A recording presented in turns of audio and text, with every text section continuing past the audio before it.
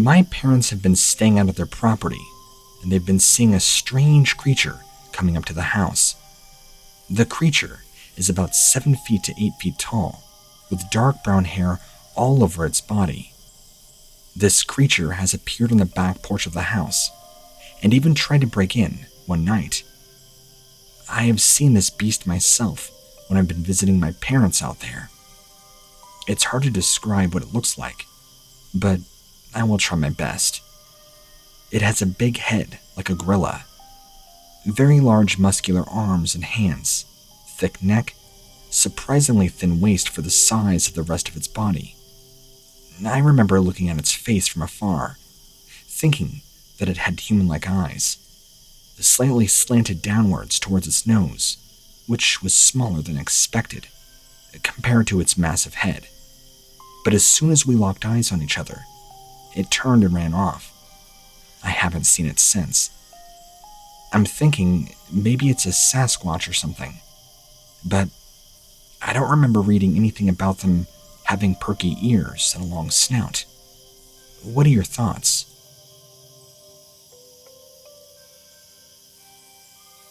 My wife and I were deer hunting on our property, out here at the end of November 2011. We had been hearing strange noises all night and early into the morning, so we decided to get up around 4 a.m. to go have a look around. On our way out, we noticed some strange tracks that had come down out of the woods to investigate the deer feeder we had. They were very human-like in shape, but not quite human. They were around a foot long. From behind my wife, I noticed what appeared to be 2 eyes glowing red from about 150 yards away on the other side of our property. We began walking towards it, looking for a good place to shoot, when this thing took off running full speed towards us on all fours, getting larger as it got closer. Yelling at my wife to get back in the house, it was then I realized this thing was not going anywhere. So I pulled the trigger, hitting it square between its shoulders, sending it flying forward, head over heels. As soon as it hit the ground, this thing jumped up and was gone into the woods. We later found out that this thing had been harassing one of our neighbor's dogs, almost killing it on several occasions, even chasing it up onto a porch. My neighbor ran it off with his four-wheeler, but thought he was just dealing with some crazy redneck who liked to dress up in fursuits. I guess he didn't realize that this was a real animal. It is now January of 2014 at the time of writing this, and we have not seen a trace of this creature since, although I am almost positive that we are still being watched until something else shows up on the property again. And it will. I believe in Bigfoot and cryptids, but this is something else entirely, and most certainly not a Bigfoot.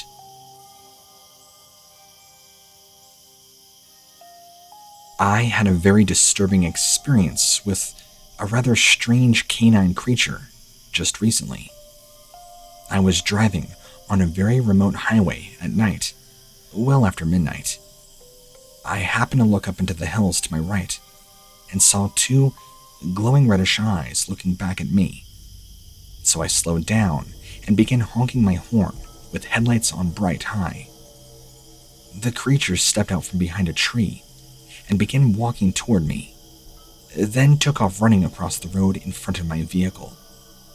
It basically looked like an extremely muscular, tall dog, but somehow different.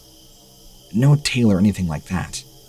It had long, dark hair all over its body, with straight-up pointed ears, almost witchy looking. Then, it comes running to my truck, almost ready to tear into my tires, tearing them apart. I had to rip out of there very fast in order for this thing not to tear into my vehicle or I. It was blocking my path, so I put the truck in reverse and it ran after me at a fast pace. It was so close to my vehicle that it scraped up against the tailgate as this thing passed. I got out of there very fast, and once I was able to get around this creature, its eyes just glowed like red fire in the headlights. Who knows what would have happened had this thing actually got inside my truck and got to me. Back in 2020, I went camping for a few days up in the mountains when I had an encounter with a creature I can't quite explain. I don't want to say werewolf, but it resembled one. Let me explain. I was camping up in the mountains and had just finished cooking my dinner. It was dark, so I went to light a fire while I prepared my tent. Before putting out food on the fire, I felt something out of place, so I looked around but didn't see anything. After I finally prepared my tent and everything was good, I fell asleep. When I awoke from sleeping, I heard something outside, quickly jumping out of the tent after grabbing my knife. What met me was something I could not quite believe. It looked like a werewolf, maybe 7 feet tall, with these glowing amber eyes. To this day, I have no idea what it was trying to do, but it made me run back to my tent, scared for my life. I heard it making a terrible roaring noise, and it stalked my campsite the remainder of the night. I never actually saw it again. I have 8 years working in law enforcement, and yes, I do believe there is something out there lurking in the night. As far as what I've seen, if you cannot prove it to me, then indeed it's a possibility. But for now, anything is possible. I guess even werewolves, or something that resembles them. I'm not sure if this is really part of the story, but it is an interesting addition. On the way back down the following day, I saw a large doe, dead right near a stream. Its head was torn completely off its body. The carcass appeared to have been freshly killed with zero trace or evidence of it being eaten on.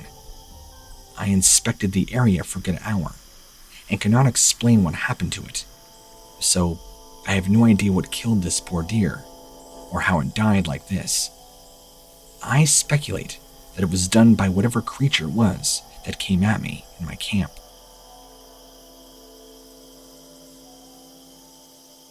I saw these strange wolf creatures out on the backside of my property one time years ago.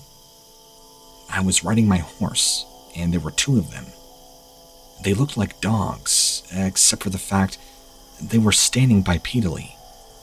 I saw them off in the distance, and they turned and disappeared over the rocks into the brush.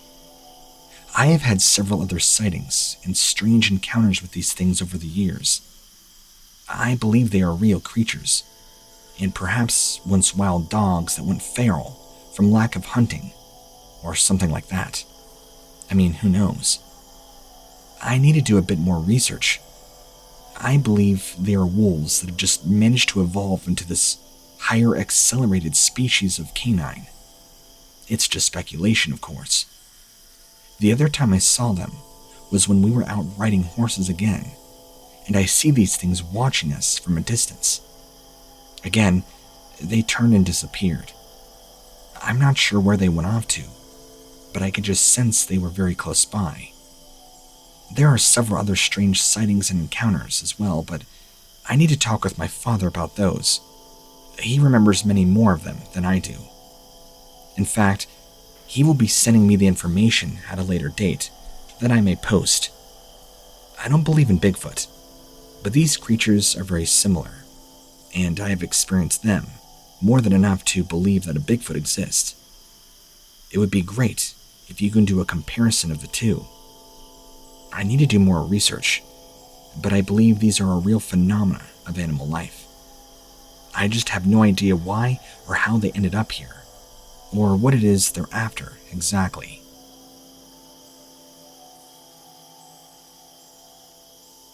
This sighting occurred in the fall of 2018. I was sitting at my deer stand in the dark, and right before I hoped, I saw something moving in the leaves. With adrenaline pumping through my veins, I grabbed my rifle and walked over to take a look. No animals were there, at least none that I could see. But something just didn't feel right though. I could feel the presence of something in the area, like something just wasn't right, although I couldn't place it. I sat up in the stand as I climbed up, and I heard this rumbling growl. I turned down and looked around, still not seeing anything. Frightened, I waited there for safety when I heard something large following me in my direction. As I looked down a second time, I saw it approaching from behind the stand. It had to have been at least 8 feet tall, perky ears, and looked very strange. I could see these red glowing eyes. I jumped off the stand and ran like hell back to my house. Then, once I got to the house, I barred myself inside and was up all night long. I didn't know if it would come back. I heard this thing chasing me the entire way back, but I had refused to stop and look. I ran and ran as fast as I could, eventually making it back. I believe I had walked into this thing's territory somehow, not realizing it. I had no idea that when setting up a stand there, I was going to be greeted by this thing. I don't know if it was a Dogman or a werewolf, but I feel like whatever this thing is, other people out there have encountered the same thing in their own neck of the woods. The next day, when I gathered my wits about me and looked around the area for prints, I found none. If this creature did indeed follow me to the property, I hope its plans were nefarious.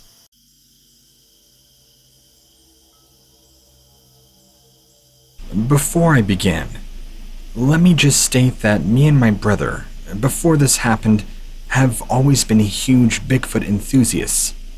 We have dozens of Bigfoot books, from Bigfoots in America to several films like The Boggy Creek.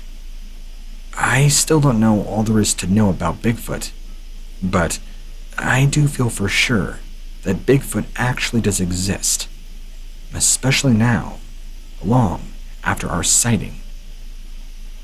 It was around 2 a.m. one night, back in the year 1990, on a camping trip to Lake Whatcom in Bellingham, Washington. This is where I had my first Bigfoot sighting. Many people have heard Bigfoot stories, and many more won't believe them at all. But as an avid Bigfoot hunter myself, I can assure you that he is real, and I have an incredible experience to back it up. I was about 14 years old, and my big brother, let's call him Big B, and myself decided that we would go camping on a big island in the middle of Lake Whatcom. While Big B was 18, he wasn't necessarily smart or reliable at times. This time proved to be one of those moments. A Bigfoot sighting is an experience that only happens once in a lifetime, and the encounter I had was simply unforgettable. The Bigfoot sighting took place at around 2 a.m. Big B and myself were sleeping soundly in our camping tent on this big island. In a short while, Big B said he heard something outside. It sounded like a Bigfoot. He was sure it wasn't a bear, but rather some kind of large animal that walked upright on 2 legs. While Big B and myself were Bigfoot hunters, or so we thought, we had never actually set eyes on one. I told Big B that it was probably just a bear, but my brother insisted that it was not. He then said he saw something very big walking around outside the tent in the dark of the night, just lingering around outside. But Big B refused to get out there, out of the tent, and have a look.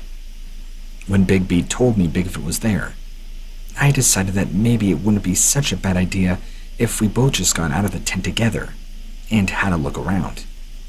But Big B said no, because Bigfoot would see us in the open and run away before we could grab our gear. Big B insisted that we stay in the tent. Then, we heard this screaming noise unlike anything either of us have ever heard before. It chilled us to the bone. We were terrified. I was scared big time, never feeling so scared in my entire life before that encounter. This Bigfoot sighting happened on a relatively calm night, without really any wind whatsoever. This scream was so loud and terrifying sounding. The first time we heard it, I was convinced Bigfoot was actually going to come back and kill the both of us. How do I know it was a Bigfoot, you might ask? How could I be so sure? Nothing in the wild screams like this did.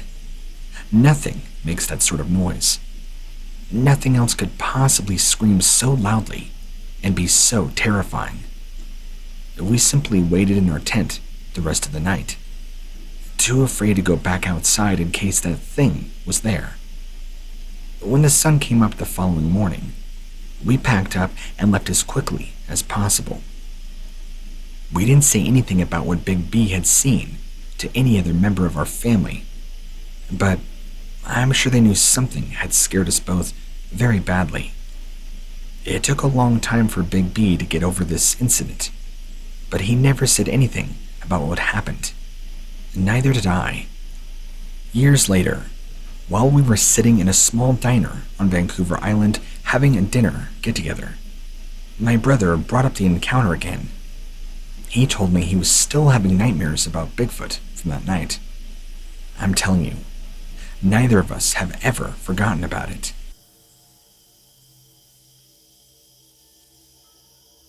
Hi, what lurks beneath. I had what I strongly believe to be a Sasquatch sighting from a few years back now. I am a full-fledged believer after this. Here's my story. My sighting took place during the evening, with me being about 5 miles away from my vehicle location. I was walking my dog along a creek in the woods. Then, off in the distance, I see this strange creature. At first, I thought it was a person, but as we came closer to one another, within 20 feet of each other, I noticed that this was actually a Sasquatch creature and had extremely long brown-looking hair. It also had ape-like features, walking on 2 legs. The creature looked at me for a few seconds. Then, it slowly turned away from me and continued walking towards the direction of where I was originally walking my dog. When I say it came within 20 feet of me, it actually was hiding behind the trees, moving quickly towards me at first, like it didn't see me. This is why I was so weirded out that it had gotten so close to me. As soon as it came out behind a nearby tree and noticed me, it very quickly retracted its steps, stealthily, moving behind many of the trees. My dog was very on edge the entire time. I walked back towards my car afterwards, completely stunned by what I had just witnessed. I am fully convinced that Sasquatch is indeed real. Something that's been on my mind ever since was how close it got to me. That this Sasquatch creature could have very easily hurt me or killed me had it wanted to. But instead, it just walked behind the trees out of the sight into the forest, like it was more interested in just staying hidden. I just can't help but wonder why. One quick note that I wanted to mention about this Bigfoot creature is that it wasn't the massive hulking Bigfoot that everybody thinks about. It was roughly the same height as me, maybe 5'9", and much more slender than displayed. Not at all built like a large ape or a bodybuilder. Its facial features were also very ape-like, as discussed previously. The one thing I noticed most of all were its eyes. They were a dark brown, almost black in color, with almost no discernible white. I am convinced that Sasquatches are very real after this sighting.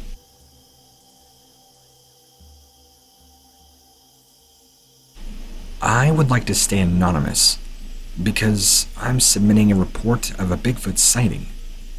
I don't want people thinking this is some sort of a joke and not taking me seriously. I've seen it with my own eyes, and now I'm going to share my story so that you can see for yourself what's really out there in the woods. Please, don't use my name attached to this email. I was out deer hunting when I saw it for the first time. It was the morning of November 30th, 2011, right around 9 a.m. I had been sitting in my tree stand in what they call around here Sasquatch country for about 2 hours waiting to see a large buck. The woods are thick, so I thought with any luck, I would see one sooner or later. Even in the winter with everything died down, the woods were still pretty dense. I was busy sipping on a coffee that I had purchased from Dunkin' Donuts, and was already a little jumpy, just from the sheer adrenaline you get with hunting, and all the caffeine pumping through my veins, when I heard something below me. The sound of brush cracking underfoot. Not thinking much of it at first, I quickly finished sipping my coffee. But then, another loud crack caught my attention. Whatever was making the noise had to be coming around my stand on my west side. Slowly, I twisted in my harness and looked down through the brush, and that thing stood about 40 feet from me. Unfortunately, there were still some leaves stuck on the branches, so I couldn't exactly see clearly down to ground level. Then, the thing that I'm talking about comes into full view, and I can only describe what I saw as something that looked like an ape. No other way to really describe it. It was black, but pale white face and chest. I'm estimating this thing to be somewhere between 8 and 10 feet tall, because as soon as I laid eyes on it, my first thought was, holy crap, this thing is huge. It stopped, let out a grunt, and just kept walking. It then turned to look in the direction of my tree stand. Now, I was a little scared at this point, because whatever it was, it had just caught me staring down at it. It stared for what felt like minutes, then slowly sauntered back into the brush. But I didn't leave my stand until about an hour later after hearing nothing else from it. The next day, I was telling everybody what I had seen. Some people thought it could have been a bear, just because of the color of its fur. But I'm sticking with what I saw. This was not no black bear. I'm planning on going back up there during deer season this year to try and get a better look, if I can.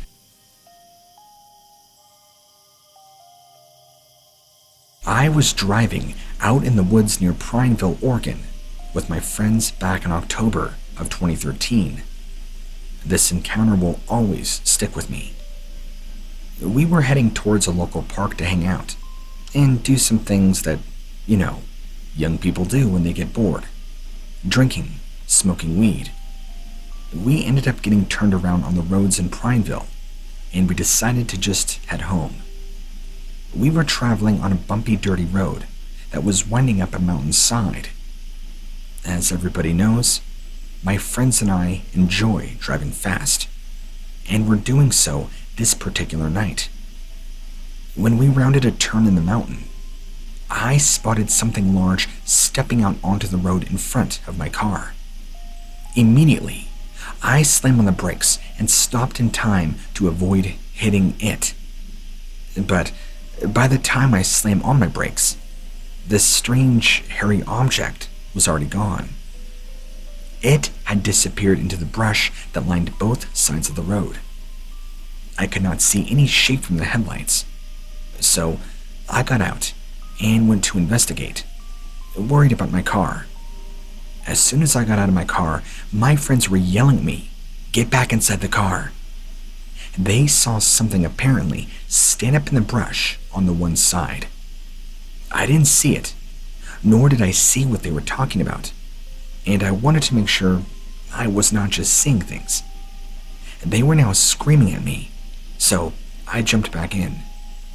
Just as I get in, we all look over and see this large, hairy figure with glowing red eyes chuck rocks at our car. I have never seen anything like this in all my life. My friends and I were terrified, screaming at me to get us out of there.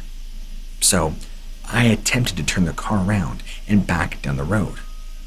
But with the road being the condition that it's in, you obviously can't just floor it without heavily destroying your axles. This figure was walking toward us as we began turning and reversing. Whatever this thing was, it was pissed. Massive, bulky, covered in long black hair, and these huge red glowing eyes. It kept chucking rocks at us. One rock smashed into the side of my car, denting it, leaving a few other dings.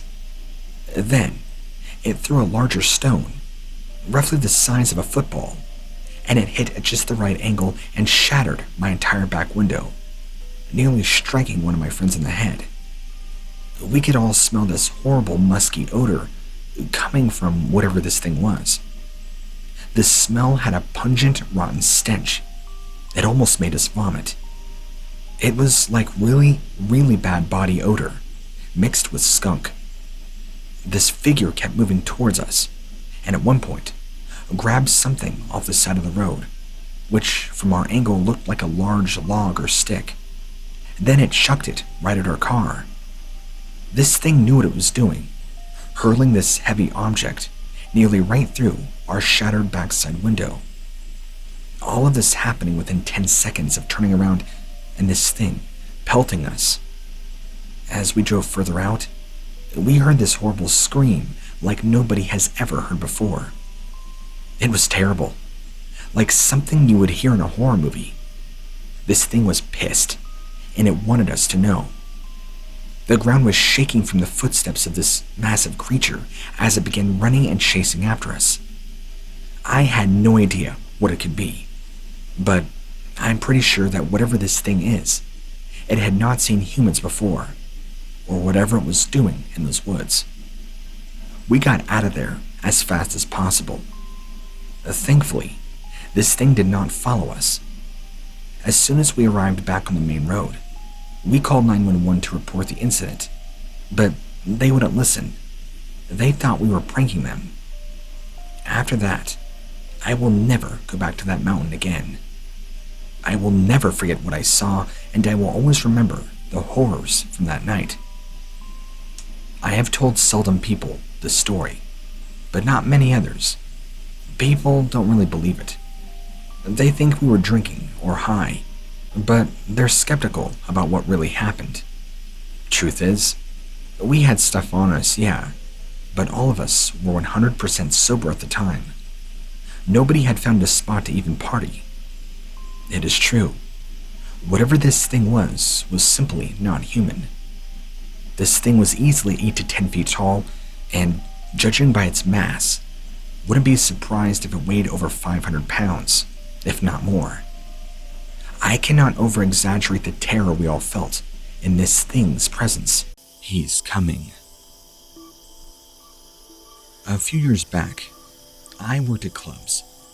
Basically, the asking for tall, buff, shirtless bartenders on weekends is pretty sweet, and the pay and tips is great. Even better if you bounce your pecs for some gay guys and drag queens while having a good time. So usually, I would leave home at 8 p.m., work from 8:30 to 3 to 5 a.m., depending on the day and the amount of guests. This one time, in what I remember as early November, I took the bus home right around 3 a.m. and sat on it, playing on my phone like always. When it was time to get off, I plugged my headphones in, clicking the play button.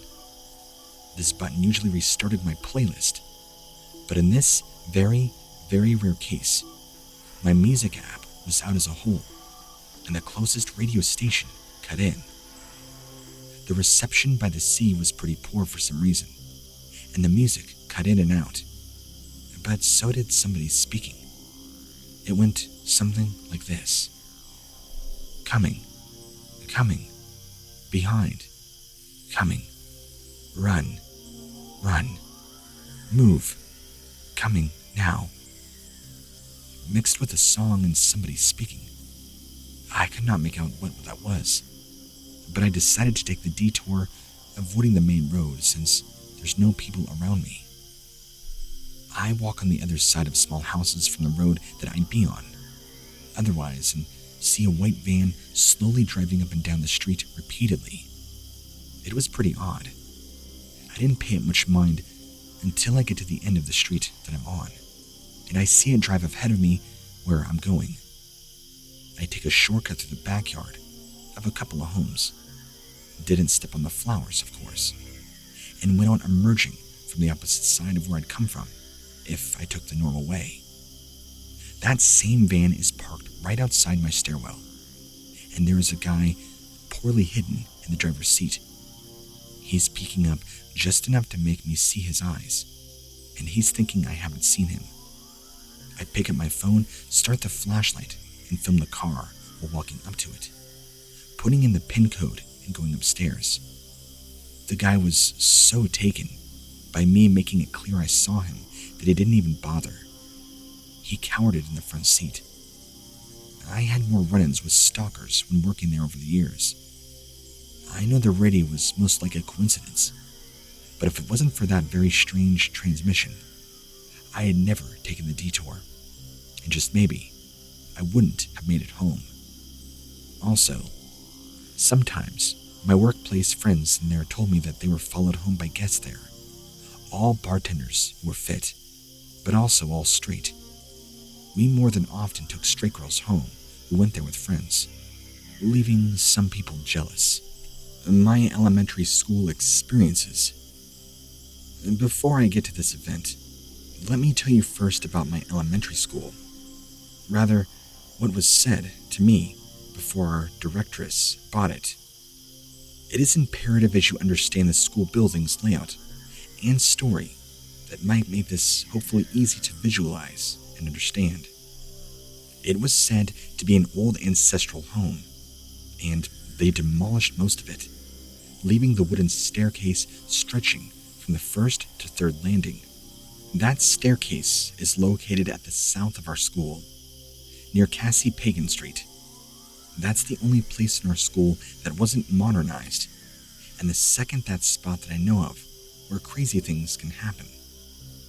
That also the second least human active spot.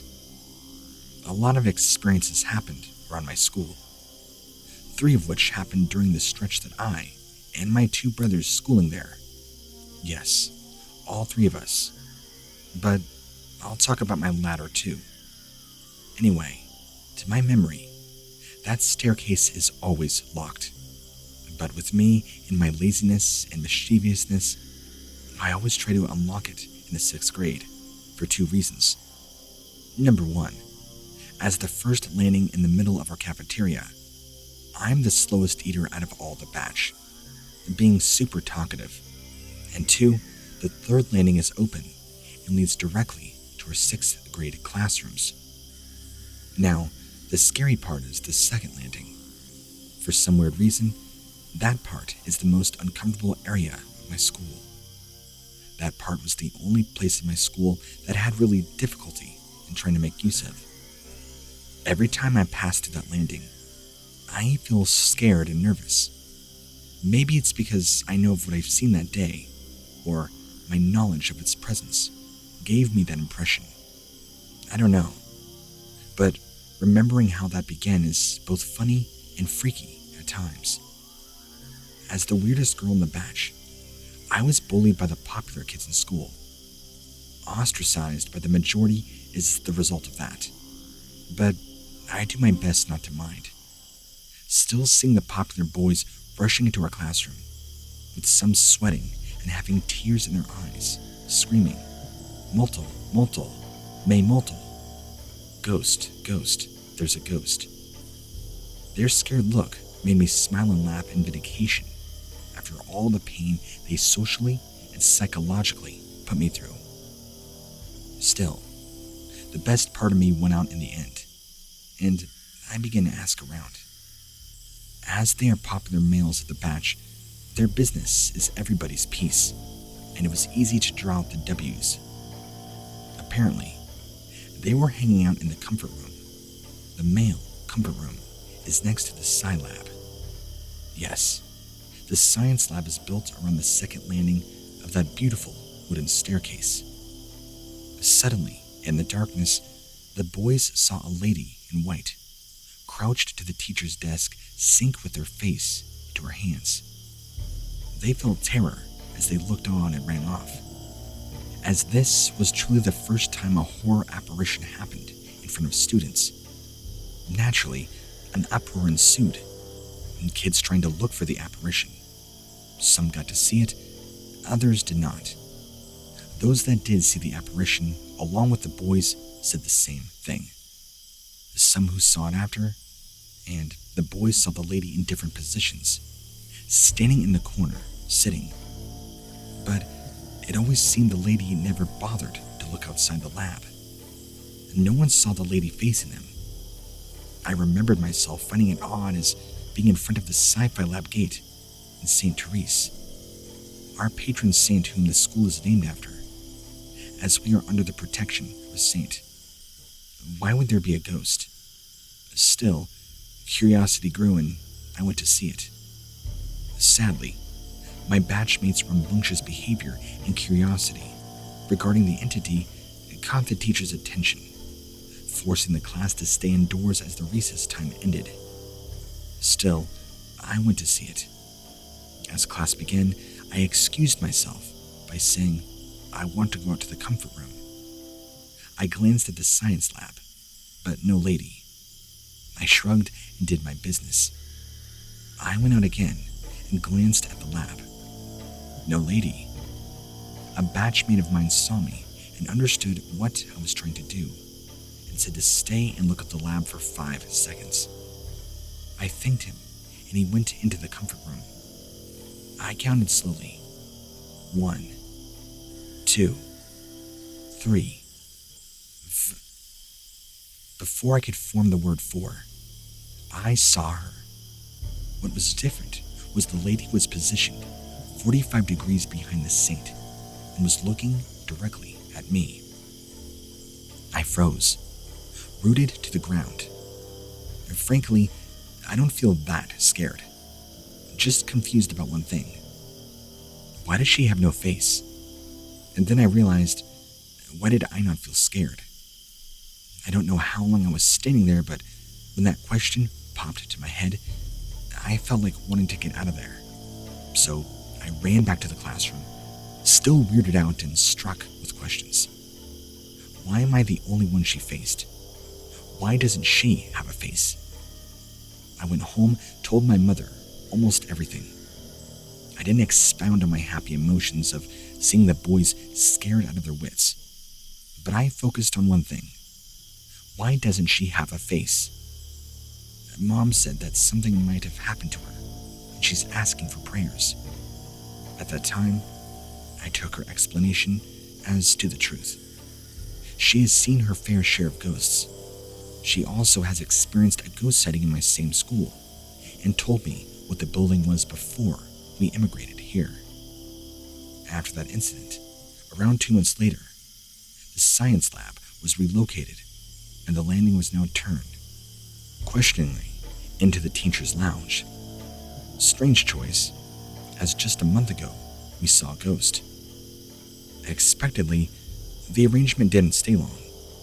Before the school year was out, the teacher's lounge was moved to somewhere else, with some teachers complaining about strange things I can now barely remember. I forgot what they did to the second landing. I remember not caring and always rushing to reach the third landing every time. I used it as a shortcut in 6th grade. Before graduation, they changed the locks in the first landing, so I was never able to use that staircase again. Still, I wonder what I have seen. I rarely remember the lady nowadays. Every time I visited my school during my high school years, I was always distracted, as it's a private school. I can only go in if there's an event that my brothers are involved in. I rarely visit that end of the school anyway. I tried once but chickened out. Ironically, I chickened out when I'm near the 2nd floor comfort room. Typing the incident, or reliving the memory of it, still gives me shivers that I felt that day. I still want to understand what it is that I've seen. Now, This part is now about what my mom told me that happened a couple of years before the science lab debacle. So, you see, a year or two before all that, the school decided to install CCTV cameras around the school, around main stairs and corridors. These would all be connected to the main TV in the waiting area, where parents and the security guards can see into, and the principal's office. I saw this as the principal's office is connected once to the nurse's office. I snooped around when I got sore eyes. This was also the reason why I got caught pressing the fire alarm in 4th grade. Shameless, but it's memory, so I don't care anymore. And thanks to that memory, I sure as heck remember thinking how I would have gotten away with it if I did it for the other year. Anyway, if going through that logic, this must have happened in 3rd grade. I'm certain as by then, my brother would have been in grade 2, and the school I've just relocated to the location it is now, near Copylandia and ASDM. Their classroom is situated on the 1st floor together with 1st grade classrooms. At that time, my brother's dismissal time was around 7. The last class as the other grade ends, as their classes at 5 p.m. That was the latest they can go. According to my mother, at the time, it was noisy like always. Filipinos loved to chatter. That was the norm. My mom has introverted tendencies, so she rarely bothered but just stared at the gate where my brother and his classmates are supposed to go out. What was different on that day was that once a noisy clamor was suddenly silent. Everyone suddenly stared at the TV. The normally vacated at the time 3rd floor suddenly has a person in the halls. Except this person. The same person was gliding through the corridor to the direction of the comfort rooms, and that old staircase, which I later pointed out to Mom. It was so inhumanly fast and out of place that, when an angel, that's what we call the staff that helps out with the school maintenance, went out. She was hounded with questions about the possibility of somebody still on the 3rd floor, which she answers impossible. Everybody works on schedule, and their schedule dictates that nobody should be working or staying on the 3rd floor right now. Everybody should only be on the 1st floor at that hour. That's what Mom remembers she explained. If that's the case, who's the anomaly gliding on the 3rd floor? My guess is the lady, but she ain't the only one in school. I know as much when I graduated there. What are your thoughts?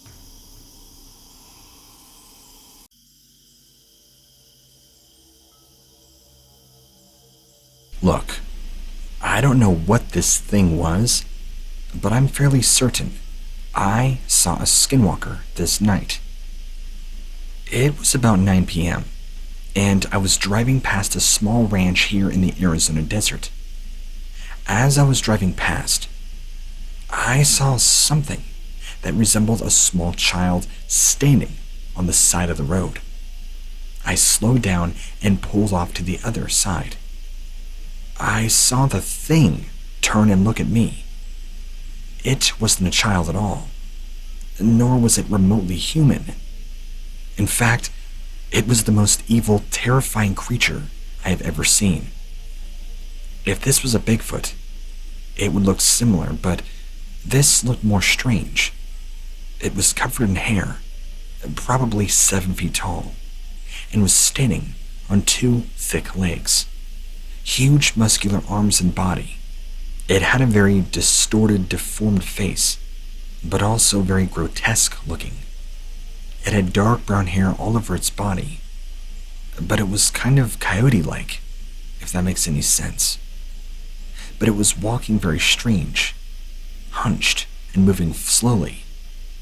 It had very big hands and very large feet. I was not really sure what to make of this strange creature, since it was moving and walking so weird. But as soon as it noticed me, it quickly began moving itself towards my car. That's when I quickly threw my car in a drive and sped off. I have no idea what this thing was, or why it was showing sudden interest in me and my vehicle, but I was not going to risk sticking around and finding out. I should make note that at about 9 p.m. this time, it was in the pit of summer, so it wasn't entirely pitch black just yet. There was still enough light that I was able to see this strange anomaly of a creature, and strange it was. I've never in my life seen anything remotely like that, ever. It was very perplexing, to say the least.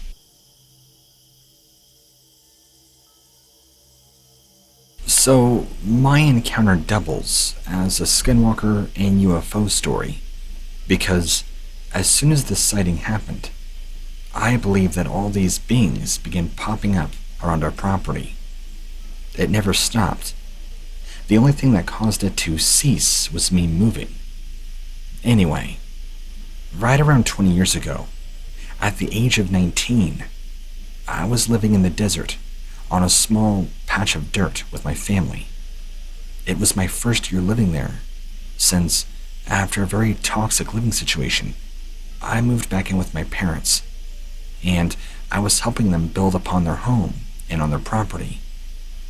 One evening, around 8 p.m., I was outside on the front porch of the old trailer that my parents were currently living in. I was just sitting on one of the milk crates that I used to transport my small dog. I was peeling the label off a beer bottle at the time that I just opened, having a very quiet moment, enjoying the evening. I was facing east, looking out over the desert. It was a very clear evening. You could see for miles. To my left, I see this bright light approaching from the north. I assumed maybe it was a low-flying satellite, so I didn't pay much attention. But it began to get closer, and I realized it was coming way too fast to ever be a satellite. I thought that maybe it was a helicopter at first, but realized that it was too low to be a helicopter. I watched it as it approached, and realized it was also coming in very fast. The light began to dim, and I could start to make out what it was. It was this small oval-shaped object that was white, with a very reddish hue. It looked to be the size of a van. As it got even closer, I could see that it was completely silent and was roughly approaching 30 to 40 miles an hour. It began to slow down, and as it got closer, I could see that it was about 50 to 75 feet above the ground. That's when I could start to make out the shape. It had two bright white lights on each side of it, making it to be the size of stop signs. The lights were so bright that I could see the ground below it lighting up as it passed over. As the object flew over the trailer, I could clearly see the bottom of it, and it was not shaped like a typical aircraft. It was disc-shaped and had a very flat bottom to it.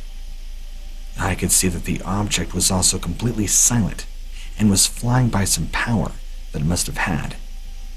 As it passed over the desert behind the trailer, it slowed down even more as it then approached. It came to a complete stop mid-air. The lights on it were still on, but it was totally silent. I had no idea what this thing was. It was just sitting there, and I could see the shape of it perfectly, even though it was nighttime. It appeared to be about 50 feet long, and it was white. As I was sitting there, it began moving again. It seemed to fly back over the trailer and out of sight, but I could still feel it in the area. The air and atmosphere around me changed. It became very staticky. I was in total shock. I had no idea what this thing was or what it was doing there, nor had I ever seen anything like it before. I have never seen anything like it since then either. But afterwards, the following few nights later, which, by the way, I never told my parents about it at the time, they wouldn't have believed me. These weird beings began popping up all around our property. The only way I can describe them, they were these black, tall, coyote-like figures that would stay around the outside of the house. They would always be stalking and watching. Every time I saw them, they would be sure to keep their distance, but I always got a really bad feeling about them, like they were there to do harm, or that they were evil. It's like when you're around somebody in public, and you just get a really bad feeling, like that person's not a good person. It was kind of like that. You know, they say you're supposed to always trust your gut instinct. That's exactly what kicked in every time I saw these things. Pitch black, coyote-like, and upright. Very strange, but also terrifying. They never came and did anything to the house, but they were very curious, and there were at least 5 or 6 of them that would appear, and they would only ever come in the late evenings, nights, and early mornings, never during the day when the full sun was out. My parents again somehow never saw them. It's like they were drawn to me, or something. Maybe that UFO that flew over somehow marked me. I don't know. I know that's starting to sound like a crazy conspiracy theory, but this is an experience that I think about literally every day, and I've been dying to get some answers.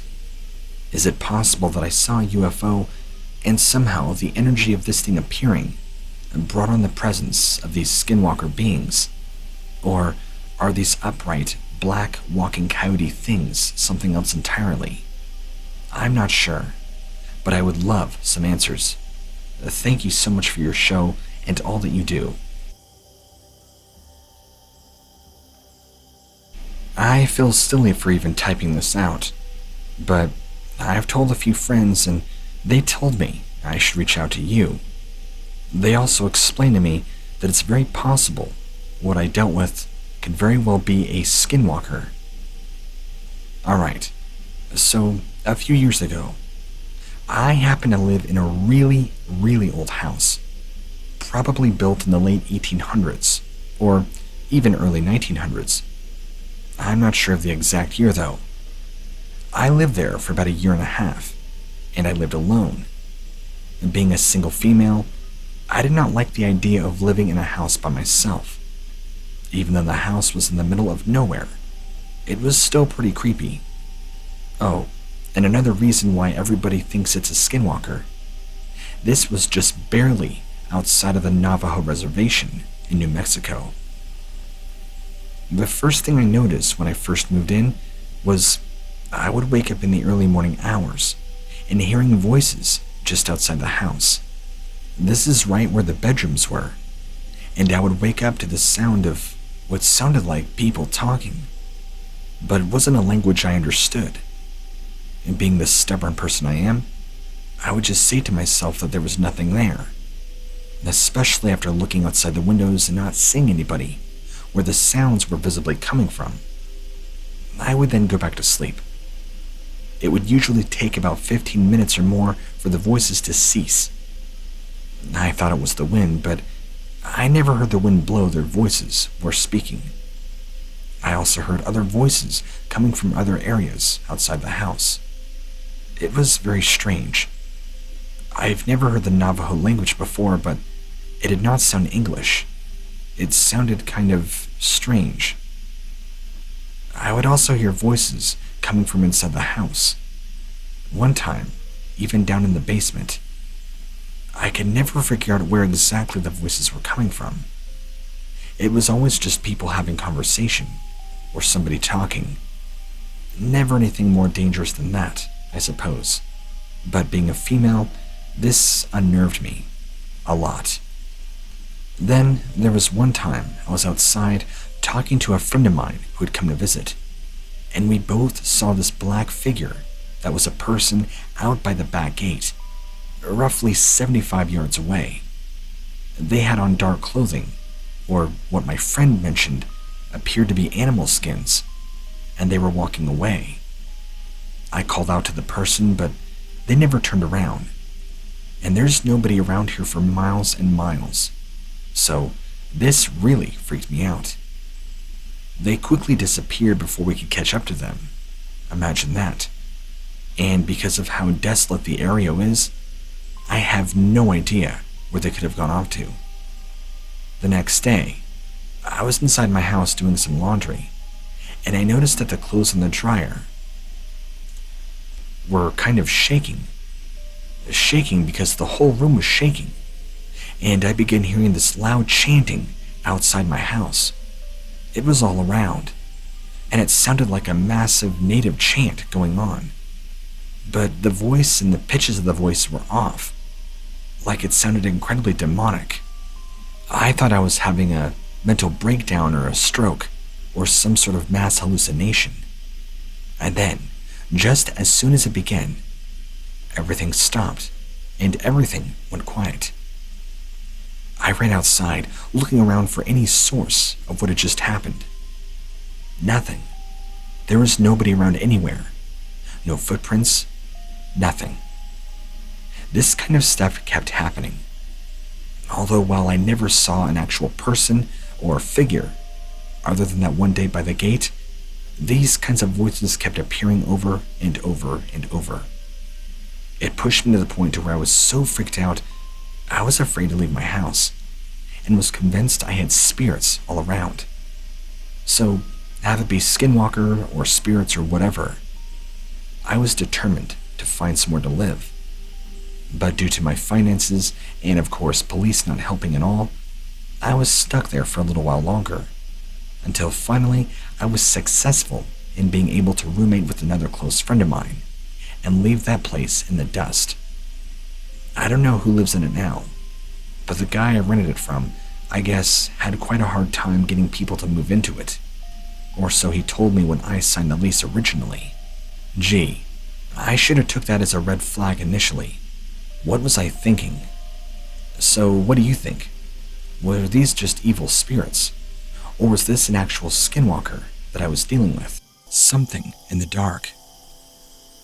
I'm not sure if this is the type of story, what you're looking for, but it was creepy and alarming, enough to stick with me.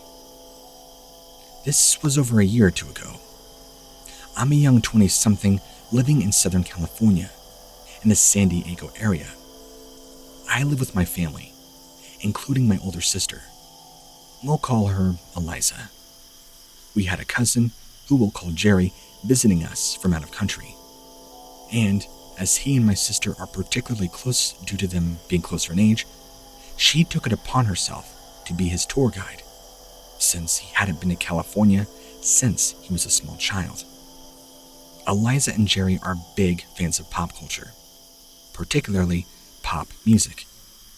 There was a fairly famous pop singer performing here in Los Angeles, which is a bit of a ways away from where we all live. Eliza was a huge fan, and she actually bought tickets specifically for Jerry and her so they could go during the visit. At first, I was a bit salty that I was not invited, so whatever. Not wanting to miss out on a fun day trip, I decided to invite two of my close friends, who we'll call Savannah and Eric, who were something of a couple at the time. I don't have my license, but both of them do. So that way, once Jerry and Eliza got to the show, we could still drive around and do whatever. My sister drove the five of us to Los Angeles. She and Jerry in the front, with Savannah, Eric, and me in the back. Despite being a casual fan of the artist they were going to go see, Eliza and Jerry played the artist on repeat the entire time, with traffic over a 3-hour trip. Mind you, this artist only had like 3 albums at the time, and so it got pretty old really quick. My friends and I tend to like softer, more rock-type music, so we can assure that this was more than enough. Anyway, once we got to LA, around noon, we were all hungry in need of the restroom. Being in LA, it's hard to find available clean restrooms to use whenever. I suspect it's due to the constant use of homelessness, and thus many places are not open to public without purchasing something.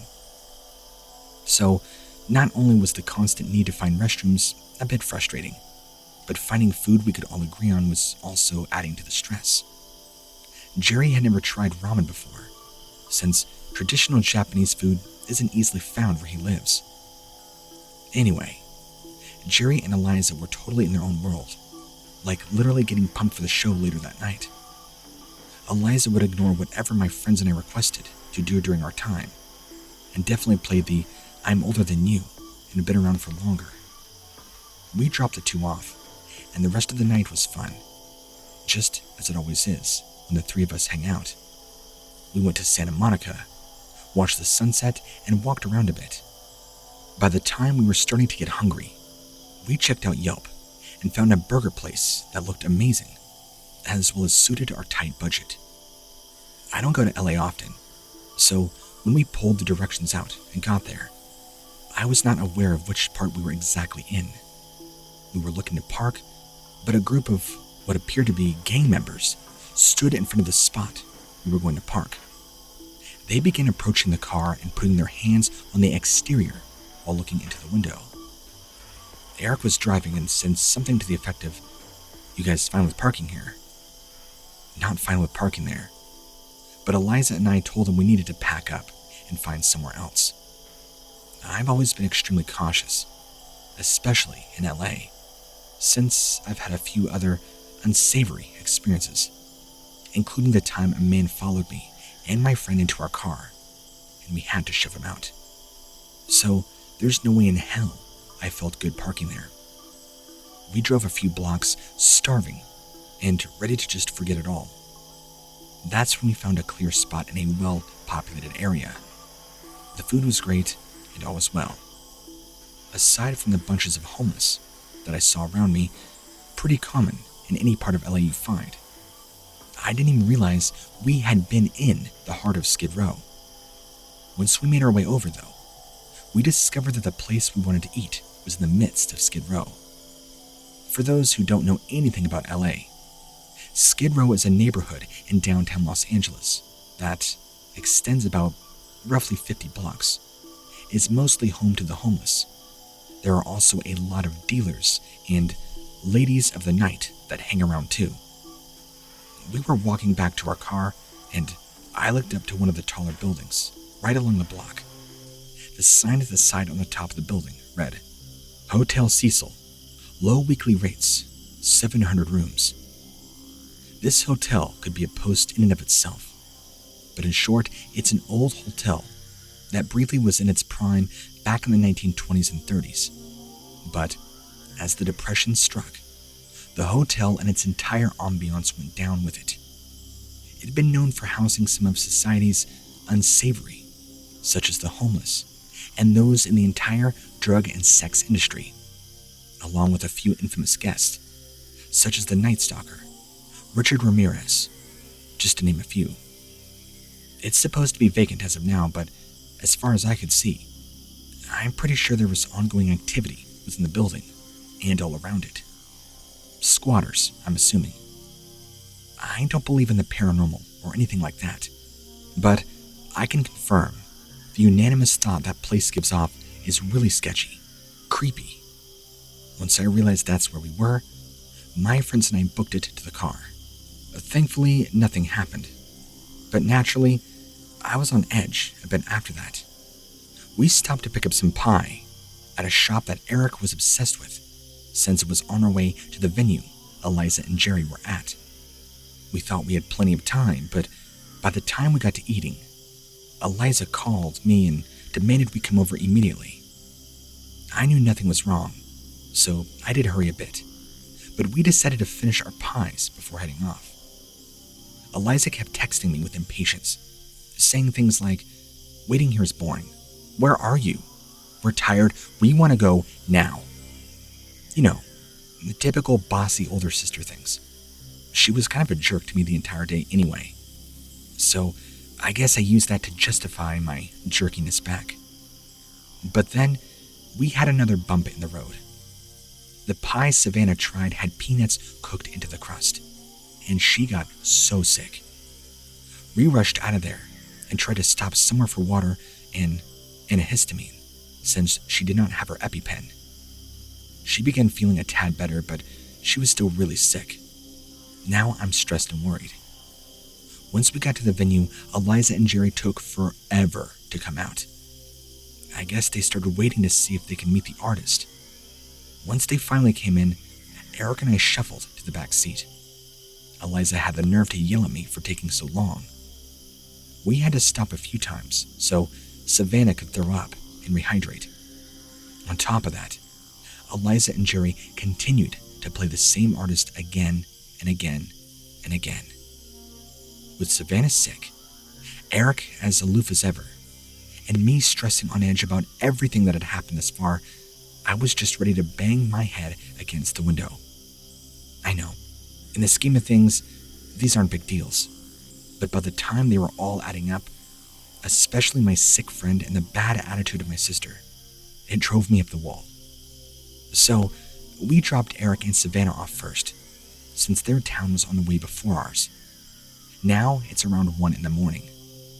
At that point, I was sick and tired of all the music and loud talking. I just wanted it done. I was that level of mad when you're quite angry. So, once the two left, I left the car and demanded that I drove home the rest of the way. Mostly so I could DJ. Once again, I am up the wall, very on edge. I play music as I drive us home and everything seems fine. It's almost when something happens. Our house is off the major freeway in town, though it's a bit of a lonely, desolate area. To get to our place, you have to pass a hilltop with other houses, make a turnaround to get to our neighborhood. There's a cemented patch of grass between a stretch of concrete, between the hill and the turn that's used as a divider between the oncoming and ongoing traffic. As I'm approaching, coming up to make my turn around the hill, on my left, I see something that's creeped me out and been on my mind ever since. At this point, it's roughly 2 a.m. The area isn't too busy. This late at night, this early in the morning, on the grass divider and along the cement, there are people lined along the thinner cement part of the divider and on the grass patch. A small crowd. There was at least 15, and they were all wearing white. I could see them perfectly with my lights and the brightness of their clothes. And they were moving around, almost doing a jig when I came up. As I was driving next to them, unable to take my eyes off, they started raising their voices, all talking at once. I could hear it through the window and over my music. Then, they all in unison started sprinting toward me, trying to get my attention, and following along as I pulled to the right to make my turn. They literally were following me, talking to us. It was the most bizarre, creepy thing. I can't say for sure, but their outfits were akin to KKK, but different. I'm obviously having a what is going on moment. I didn't have a clue about what I saw, but of course, I knew I did see something. I scream in panic and ask Eliza and Jerry if they saw. Of course they had. But I know what I saw, whatever they were. Some of their faces were covered, and I know I saw a man who had a beard, and they were rushing over, and I got the feeling they wanted me to stop the car. I know people sometimes create diversions or distractions, like that for their own nefarious reasons, to target drivers. I'm not sure what it is they were going to do. The town I live in is small, old, and somewhat rural. We're known as one of the most conservative towns in the US, so I guess it could have been something like the KKK, or due to the way they're dressed, there are also some known observers of the occult. I don't know. Eliza and Jerry got irritated with me. I drove around the block past our own a few times, rather than immediately pulling into our street. I was pretty sure they were not following anymore. I told our mother about this. She believed me, I think to an extent, but I mean, it does sound really absurd. And my sister to this day claims that it never happened. She even refuses to believe or acknowledge I was the one driving. But I know at the very least, this happened. Be careful, guys. When you go out of town, especially to a place like Los Angeles, you can expect some weird stuff. But the strangest, and possibly the most dangerous ones, were just a little over a block away from my house, lurking in the dark. waiting for some passing motorist to stop and talk to them. Or maybe something far more evil than just talking.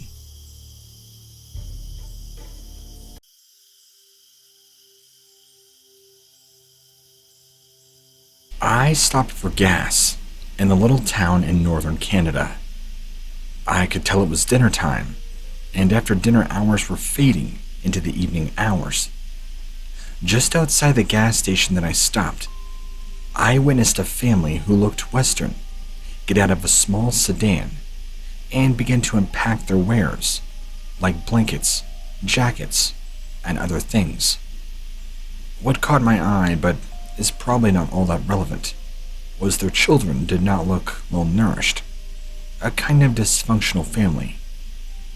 Turning the attention back to myself, I then began to pan out and look at the gas station clerk, who was talking to the father. And upon looking further in the distance, I noticed a strange gray humanoid figure watching them beyond the trees, with what appeared to have large gray claws and pitted eyes, like its eyes were just large, black, and empty, with small burning pitch inside. I had to rub my eyes to make sure I wasn't just seeing things, but when I opened my eyes again, this thing was gone. But one thing I did notice, a feeling remained lingering. A feeling you could almost grasp. Something that's physically tangible. Like something was here. Something different was in the area that was not there before I had ever noticed this figure. The dad was still talking to the clerk when he stopped conversation, walked away, and turned to look at me. His eyes were almost the same, black and dead looking. And in that moment, all of his children and his wife turned to look at me too, and their eyes all the same, black and dead looking. I got the creeps. To this day, I don't know if the humanoid figure that I saw in the trees had anything to do with this freak family. I don't know. But I didn't stay very long. Either did the family. The only possible correlation I could think of is that there are creatures called Wendigos, which are nasty spirits. Supposedly cannibalistic, but I'm not exactly sure what this has to do with seeing this family and this humanoid off in the trees. Maybe it's possible they had a part to play together, but I can't be too sure. And that's about the scariest thing that has ever happened to me.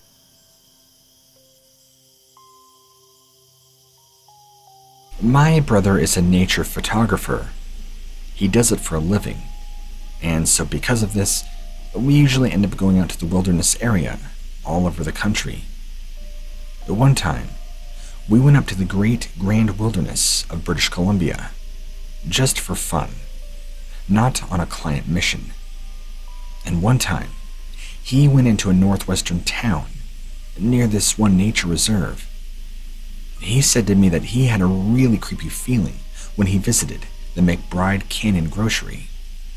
Well, we had been adventuring through various towns in the area and had decided to visit the McBride in the early spring of 1978.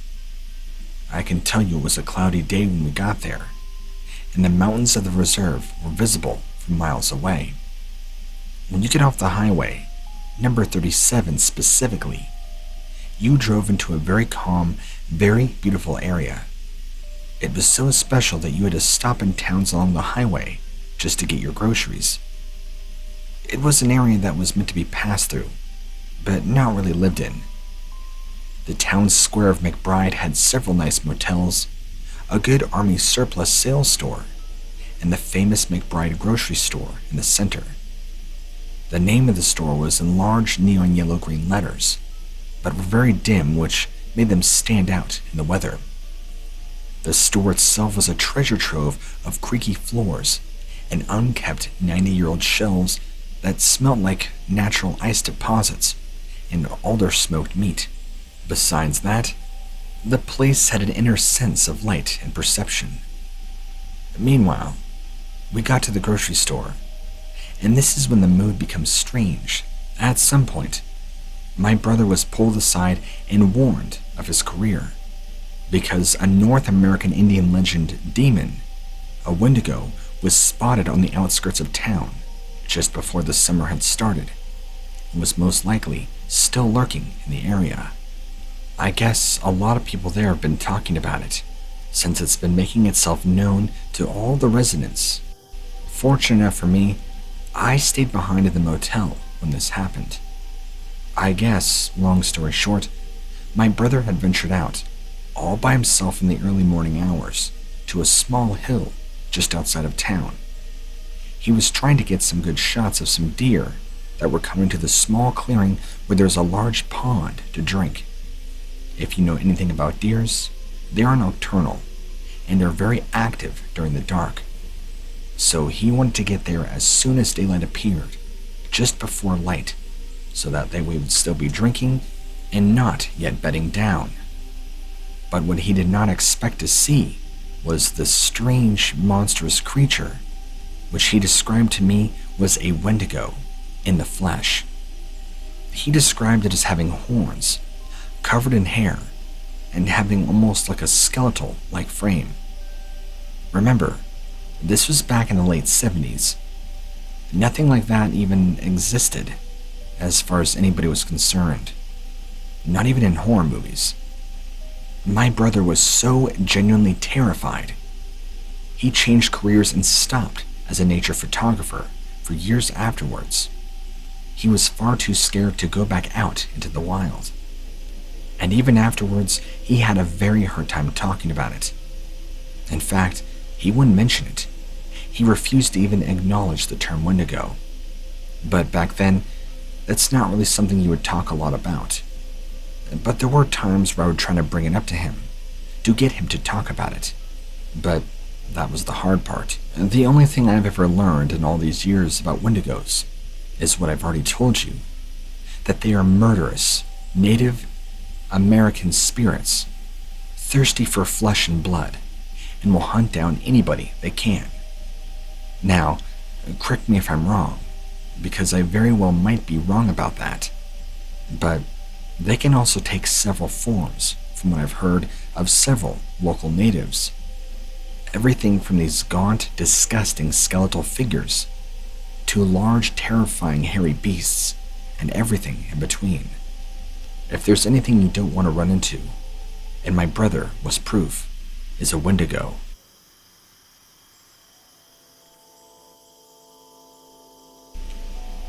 I was out in the wilderness of California on a camping trip with my brother and a few mutual friends of ours. I can tell you the exact date and year it was. That's how much this terrifying event sticks out in my memory. It was October 22nd, 1980. My brother and I and our friends had pitched a huge tent for the night, and we were all sitting around the campfire, just talking about usual teenage stuff. I remember it was a very dark night, a cloudless sky. The moon was full, but the clouds had blocked out all the stars. There was no light from the moon, due to the thick clouds, so it was very dark. We had no choice but to keep the fire going. Suddenly, we heard a noise from the woods and see this large black shape moving through the forest. It slowly came to the light of the fire, and we see this very large, hulking figure. It appeared to be black and white. It had black eyes, but they seemed to kind of glow. It had very huge, long arms and legs, large black claws. The head appeared to be smaller, but had a very sharp, pointed nose, and it had long, tangled, brownish black hair. The hands and feet were also very large, like a human's, but with huge black claws. It stood at the edge of the campfire light, swaying back and forth as it watched us. We all sat there frozen as it watched us, making these strange noises. It was moaning, kind of in this deep growling voice, It was horrible.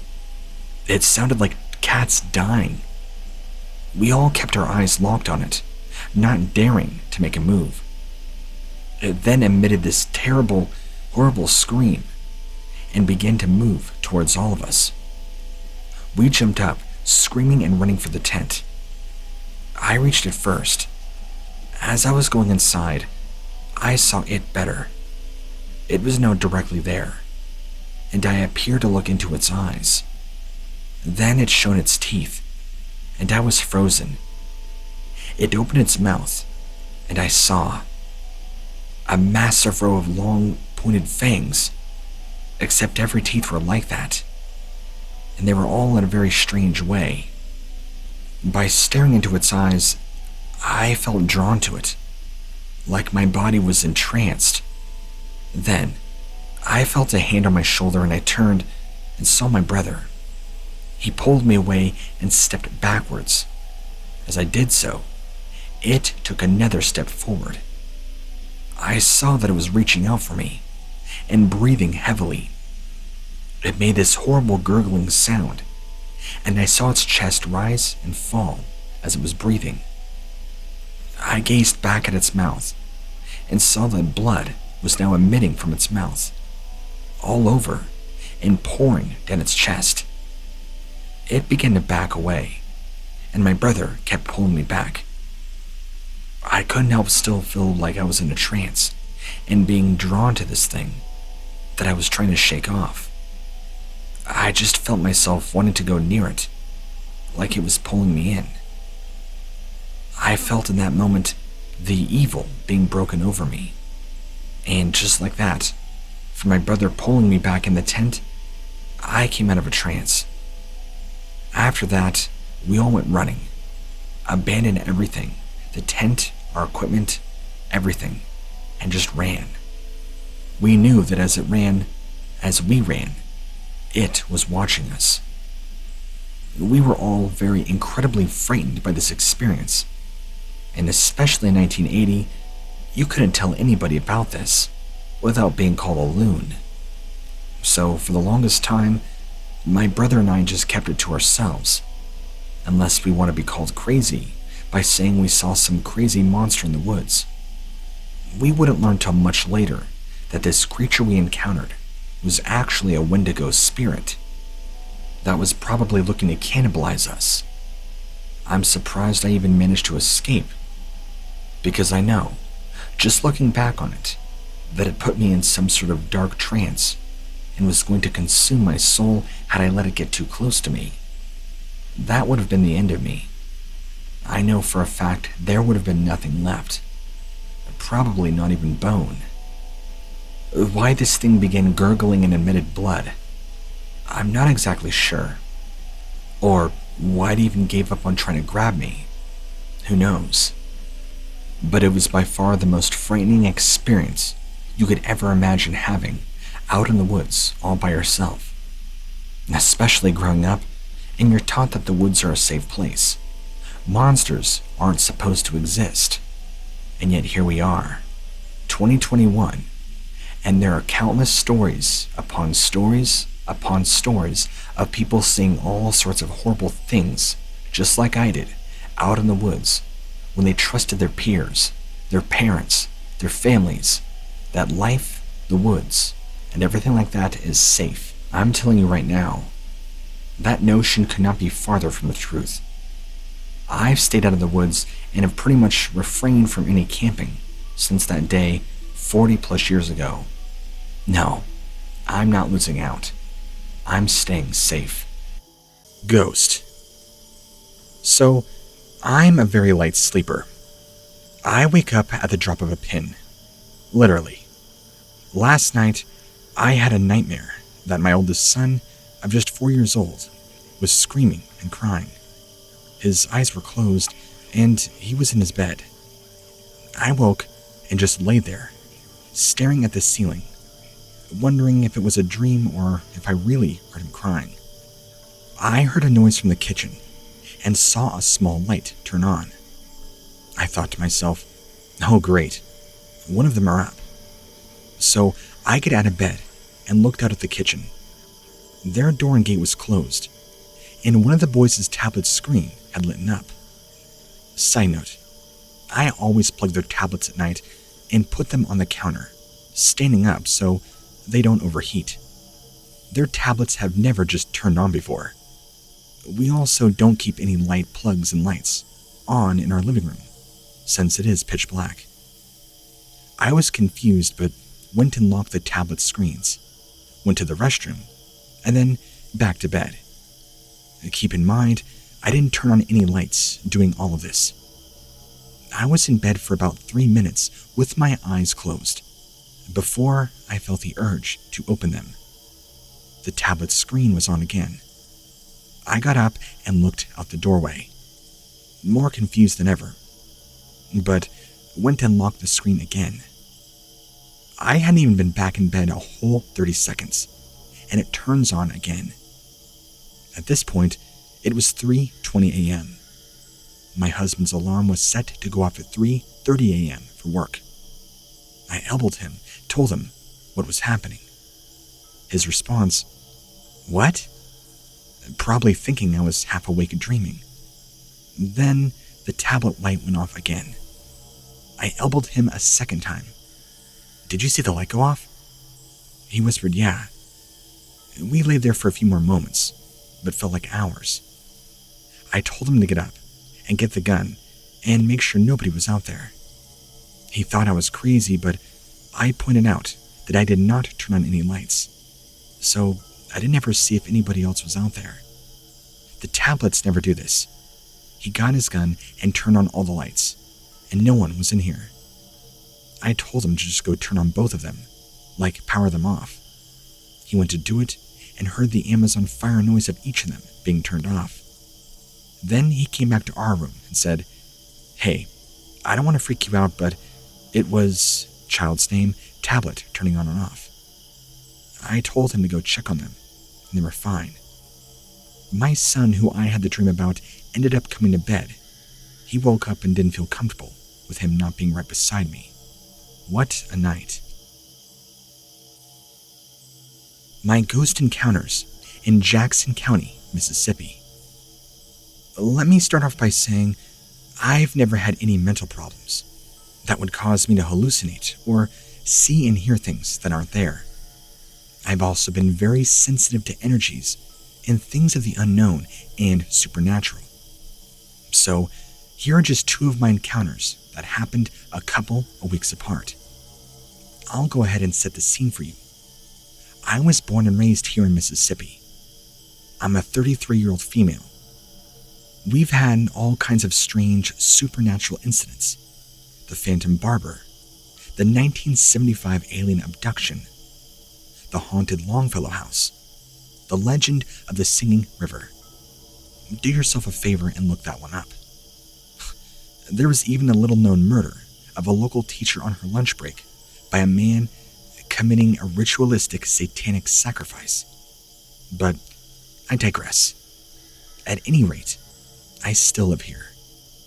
I reside in Jackson County, the farthest south in the state you can possibly go. When someone thinks of Mississippi, the first thing people think is backwoods and hicks.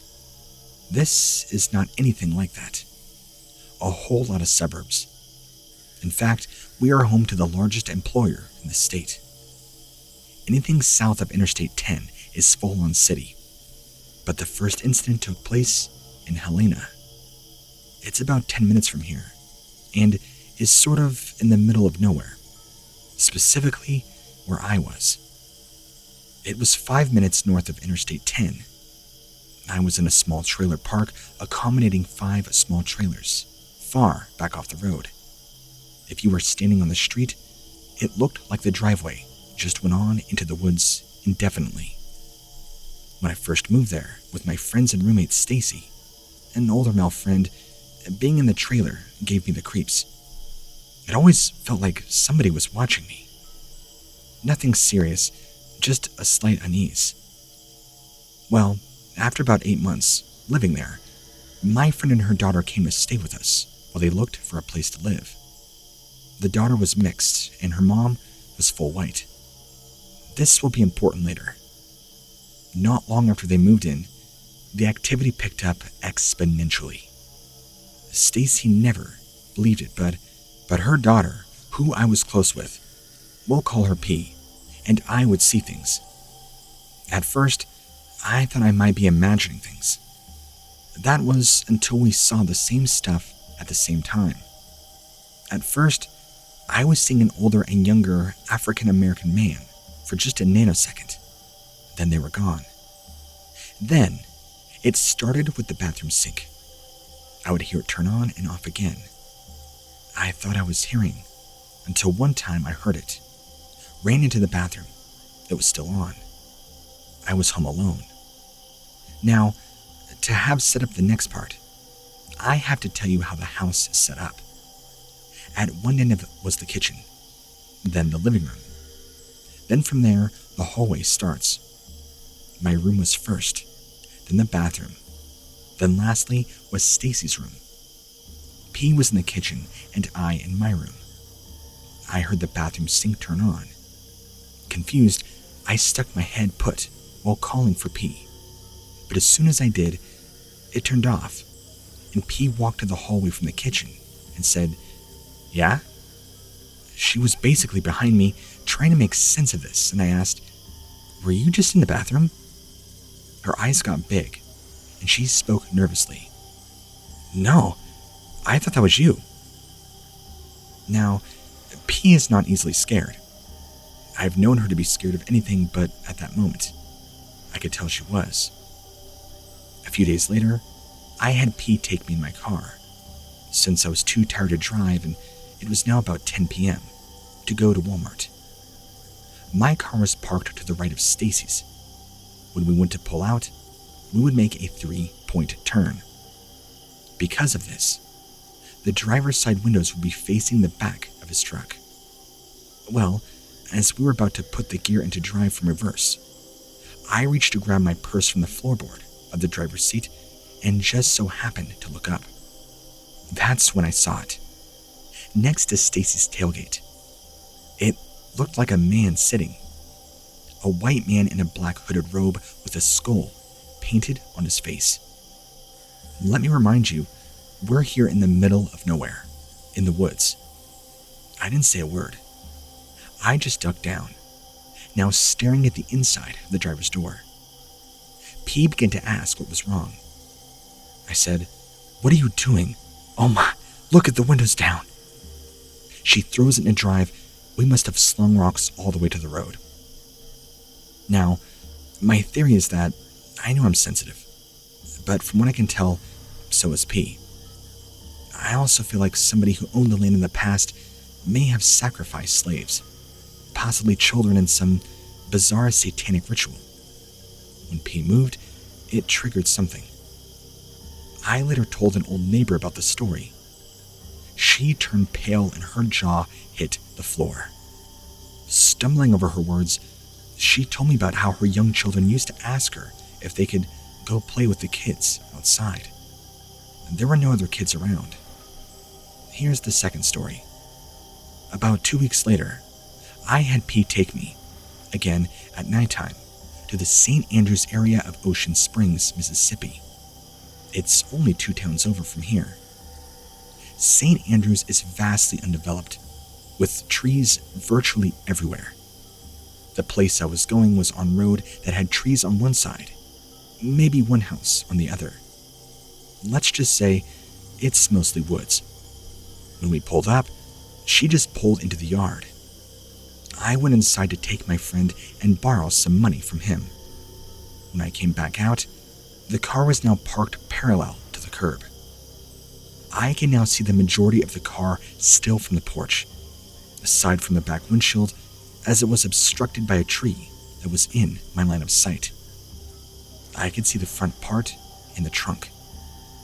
And I saw a figure standing by the driver's door, which at first I assumed to be P.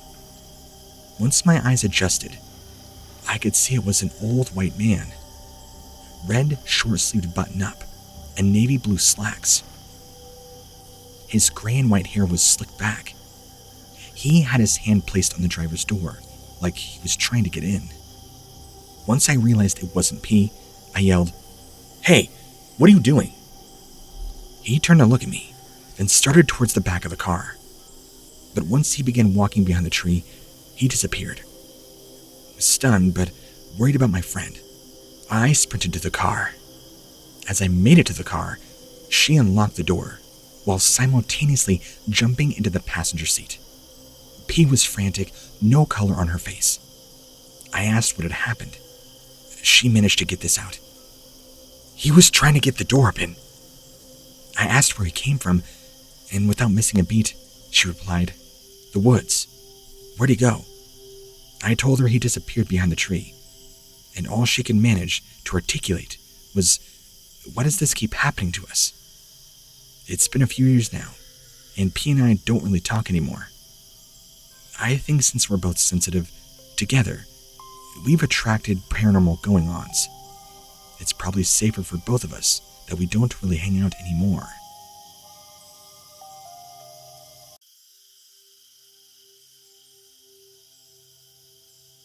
We and my friends went camping in Michigan's Upper Peninsula just a few months ago, along with two coworker friends of mine for a bachelor party. It wasn't just any bachelor party, but a party of us hardcore video gamers. We spent the weekend drinking, fishing, and of course some target shooting. Friday night, after our fun trip, we had gotten to say 10% of the way drunk. We returned to the lodge, the cabins we were staying in. We grabbed some drinks and snacks and proceeded to play some board games. We had 3 easily navigatable cabins. Cabin 1 is where the bachelor party was being hosted. Cabin 2, us 3 coworkers. And Cabin 4, the 4 bachelor party guests, and we decided to do some target shooting, a pastime of ours usually reserved for the range. We went outside to our shooting ground, where we set up 5 targets in 4-foot increments. We decided to move the targets from farther away to closer to the targets in distance to each other. I took the rifle that shoots less than 100 yards and shot at the 5th target. And right after I took a shot, I realized that something had moved behind the 5th target all the way to my left. There was a set of trees in a straight line with the other trees that were closer. There was something that appeared to be standing right next to it, and it looked to be standing on 2 legs, long and lanky. It appeared to have the upper portion like a dog, maybe a husky or malamute, but the head resembled very much like a wolf or a dog. I didn't know what to do. I took another shot at the target, and I shot 2 more rounds, maybe wanting to see if this large dog was gone or not. As I shot my 4th round at the 5th target, the wolf dog thing moved to a closer set of trees and appeared to crouch down just behind the tree. It was now up on its heels and slightly crouched over. I could see it had very hairy white shoulders. I decided then to shoot at it. As I took the shot, the animal sprinted about 30 feet off and disappeared. We all heard the noise and immediately saw movement behind the 5th target in the other line of trees. We ran immediately and were all looking in the general direction of where it scurried off to. It was stuck in my head that the closer set of trees, that's where the others claimed they saw it go behind. I looked back where we originally saw the thing, and there appeared to be some kind of weird substance on the tree. It was like a black ooze, but I don't even know. The tree even appeared to be scratched, like this thing had been clawing at it before. We packed up our stuff and left, purely out of fear. It was only about 12:30 a.m. We were not thinking clearly, especially not with the bachelor party guest huddling up and making remarks about eye shine. My 2 coworker friends tried to convince me that I was just seeing things, and that I see things all the time, and don't claim to see something every camping trip. When we all got back inside, we recounted everything to their words, and had a hard time believing there was something out there. We even talked to the owners of the lodge. old goat cabins. They basically brushed it off as black bears, but bear sightings are very common in the Upper Peninsula, and black bears are every bit as big as wolf dogs in my eyes. I don't know. It was very strange, the whole thing. Also, sorry if this story is kind of a jumbled mess. I'm writing on it from my phone, so I'm not actually double checking. Hopefully it reads good. Thank you.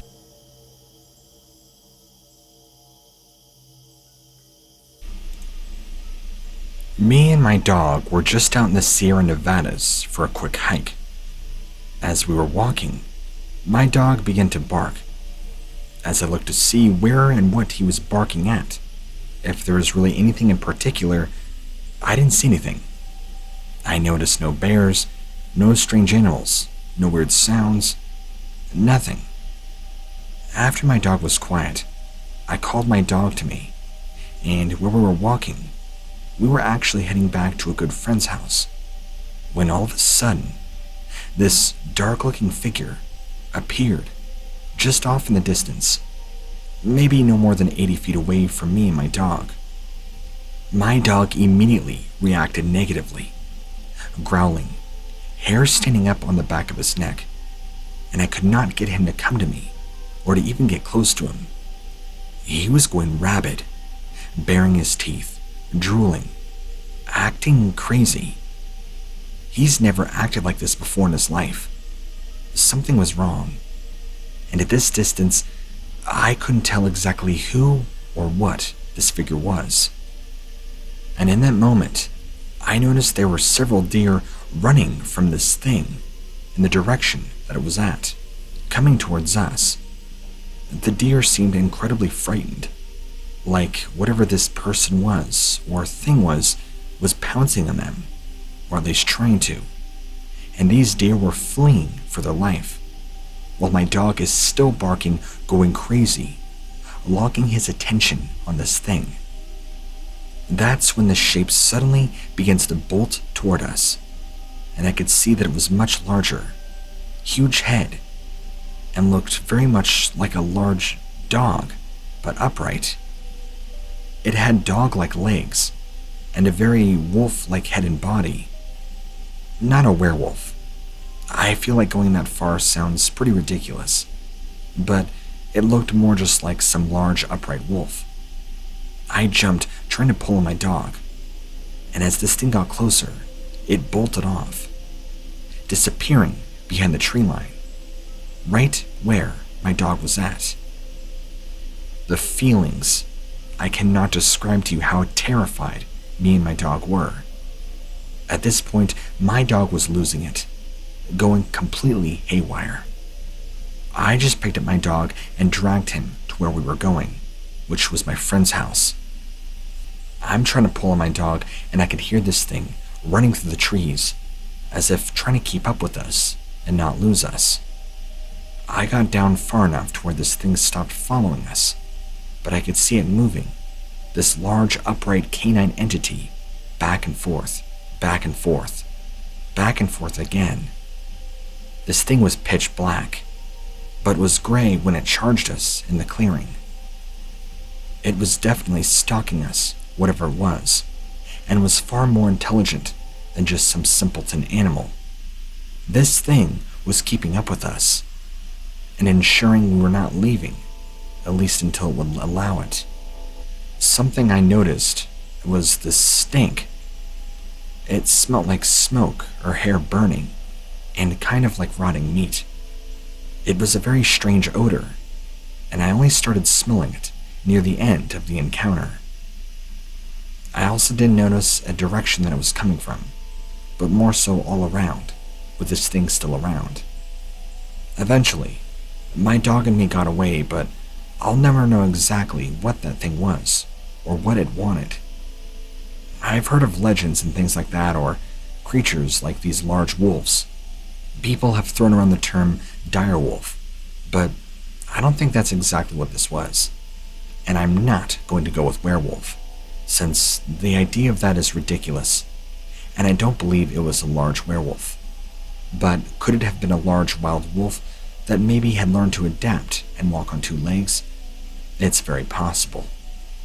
Perhaps that there are a species of upright walking canine living up here in the Sierra Nevadas that have adapted, evolved, and learned to hunt, and are far more intelligent than any other species of wolf there are.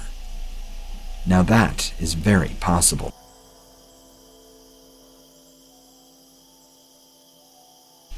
I was camping with some friends and family out in the foothills of Ohio when one night, it was probably maybe midnight, we were all sitting around a campfire, talking, laughing, when my brother, who was with us, sees this large, huge figure walking around just beyond the light of the fire. He starts getting scared, and so we immediately start giving him so much crap, because, the typical getting scared around a campfire, and we believe he's just trying to make up stuff to try and spook the rest of us. But he keeps telling us, "Guys, I'm serious. Look." We all look, but we don't see anything. So we all just kind of yell at him, tell him to shut up and not see anything unless he has something important to add. He's like, "You know what, guys? I'm gonna go inside the tent. You can deal with this." So he goes and zips himself up, locks himself off inside the tent. We continue telling stories, laughing, having conversation. Not too much later, my cousin points, "Hey, do you see that?"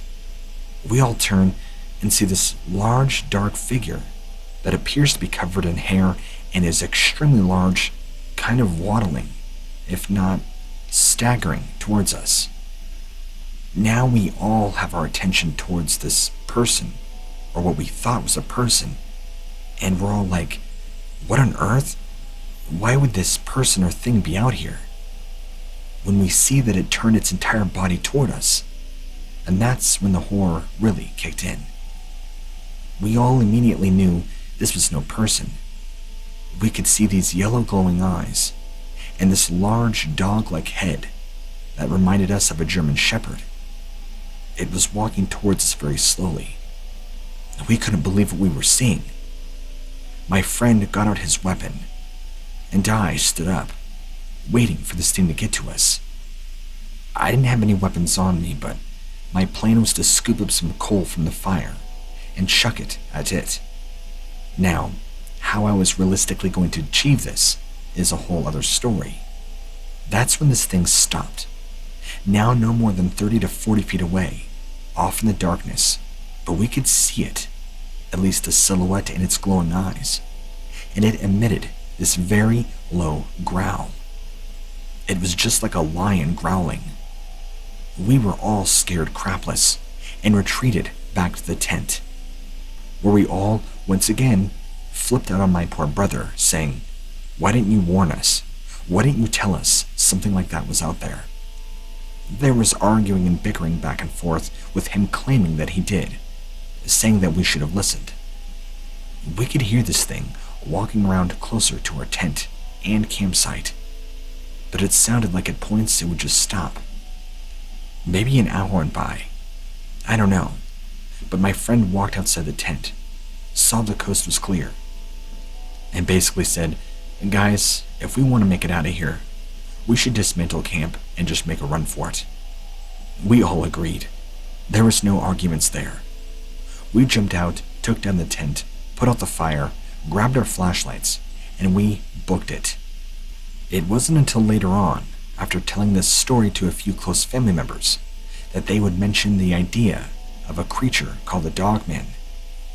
At first, I thought it was kind of like that of a werewolf, but I guess dogmen are different. They generally live all over the West, Midwest, and are canid-like upright beings. They can be seen having yellow glowing eyes, or red, but most commonly amber, and can come in colors like gray, brown, or even black. Their body styles range, but the one I saw was very, very muscular. So I guess we have no other choice to conclude that we all had a dogman encounter that evening. At least, that's what I believe. So I thought I would write this story into you, so you could tell me what you think, and if this really was a dogman, or something else entirely.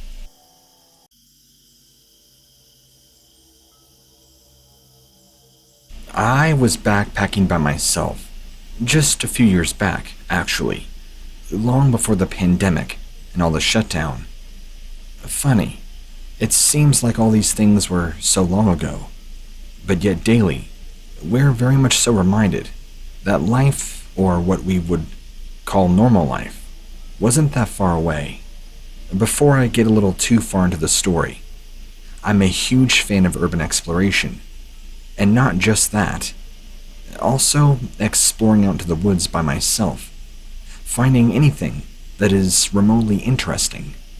I've found things from old, battered and beaten Model T frames, old rusted gun shells, weapons, arrowheads, and even strange makeshift weapons that appear to be far older than I, even though I'm only 20, and I was about 17 at the time of this strange finding. On this particular day, a beautiful, warm spring day in May, I decided it would be well spent outside in the woods rather than at my house. So I packed up some water bottles, a few Cliff Bars, and I set out on a 4 to 5 hour journey as far as I could. There were many woods around my area. I wouldn't exactly say unexplored. It was more like just undeveloped land that stretched on for miles. Could I say it was a part of a natural forest? I'm not too sure. I don't think so. I do know, though, that by my house and some parts of the woods are homeless camps and aren't exactly safe to venture off into. So I made my way into the opposite section of woods, which is opposite of the homeless camp. There, I don't think there are any camps like that. I try to make sure I can keep my distance, if anything. I set out into the beautiful woods, and let me remind you, it was a very clear day. Nothing weird, strange, or dark, or out of the ordinary was present at any given moment. And after making it maybe 2 miles off into the backwoods, although I would hardly call it backwoods, because, as I stated before, this is all just a huge area of undeveloped land. If I were to go out a few miles in any direction, I would probably hit a couple of neighborhoods. Although, this section of woods I had not yet really explored, so to me, it was backwoods. And to my 17-year-old brain, I felt like I was out deep in the wilderness, untouched by mankind. At some point, I came to a small creek, and I followed that creek for a short amount of time. No more than 20 minutes, if I'd have to estimate. Then the disturbing part came. I started finding decapitated squirrels just lying around on the ground. Not randomly, like somebody had got them, chopped their heads off, and threw them on the ground. I followed them. There was maybe 3 or 4 of them when I reached this old, I don't want to say abandoned cabin, but it was an old makeshift shed/cabin. Somebody was clearly living here at some point, but it looked abandoned. I can tell you one thing confidently. I got the creeps. This little makeshift cabin shed thingy was kind of in a small clearing, maybe no more than 50 feet. A good spot for it too, since the small creek was no more than 30 feet away, and I could see that there used to be a small fire pit, or a place where fire was at between the shed and the creek. Definitely, somebody had been living or camping out here. There was other forms of clothes and miscellaneous trash, so I didn't think too much of it. I figured maybe this was just a small little drug den, or something along those lines. But the decapitated squirrels? Now that, I can't exactly find an answer for. Along with those creepy feelings, I couldn't help shake the feeling that somebody around the area was still there. Like I wasn't alone. There was somebody else besides me. Upon looking around and checking my surroundings very thoroughly, I didn't see anybody else, nor did I hear any signs of anybody else being present at the time. I opened up the shed door, and it was pretty small, maybe the size of a bedroom, at most. There was really nothing in there but an old ratty blanket on the ground, and some other miscellaneous trash. No needles or anything like that. Just old and dirty, run down. It looked like somebody threw this thing together with old pieces of sheet metal, pieces of wood, anything they could find. It was very primitive.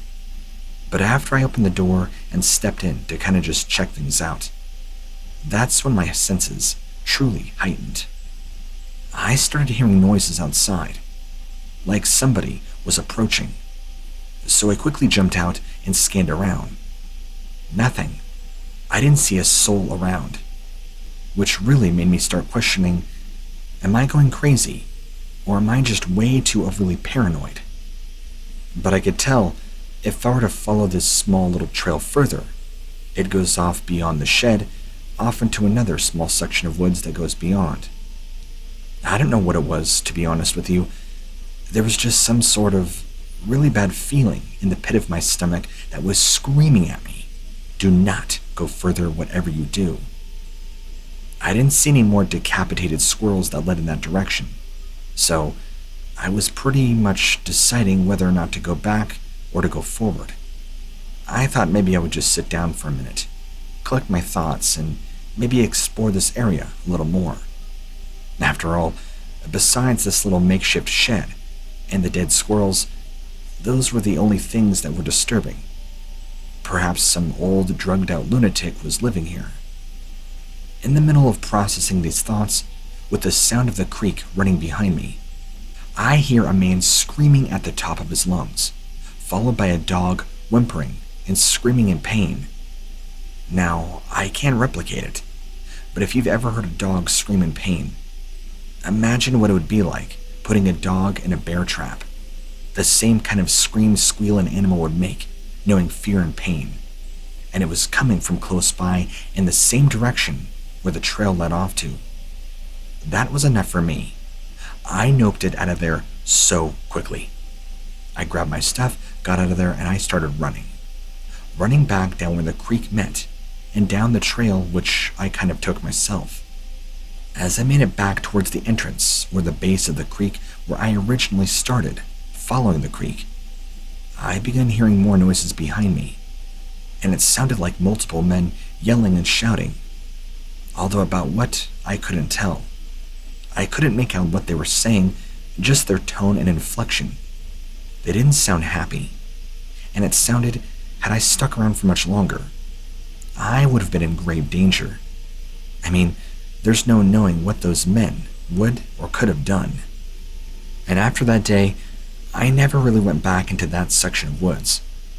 I know there are occasionally homeless people that wander around, but I still to this day can't describe the dogs screaming in pain, or the decapitated squirrels and what that was all about.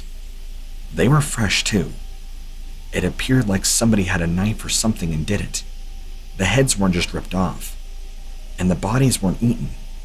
Somebody, probably someone out of their mind or drugged out, did this. And I'll tell you what, I had no desire to go back there and meet the person responsible. The only real thing I regret is not calling the police for them to investigate further. In hindsight, I probably should have.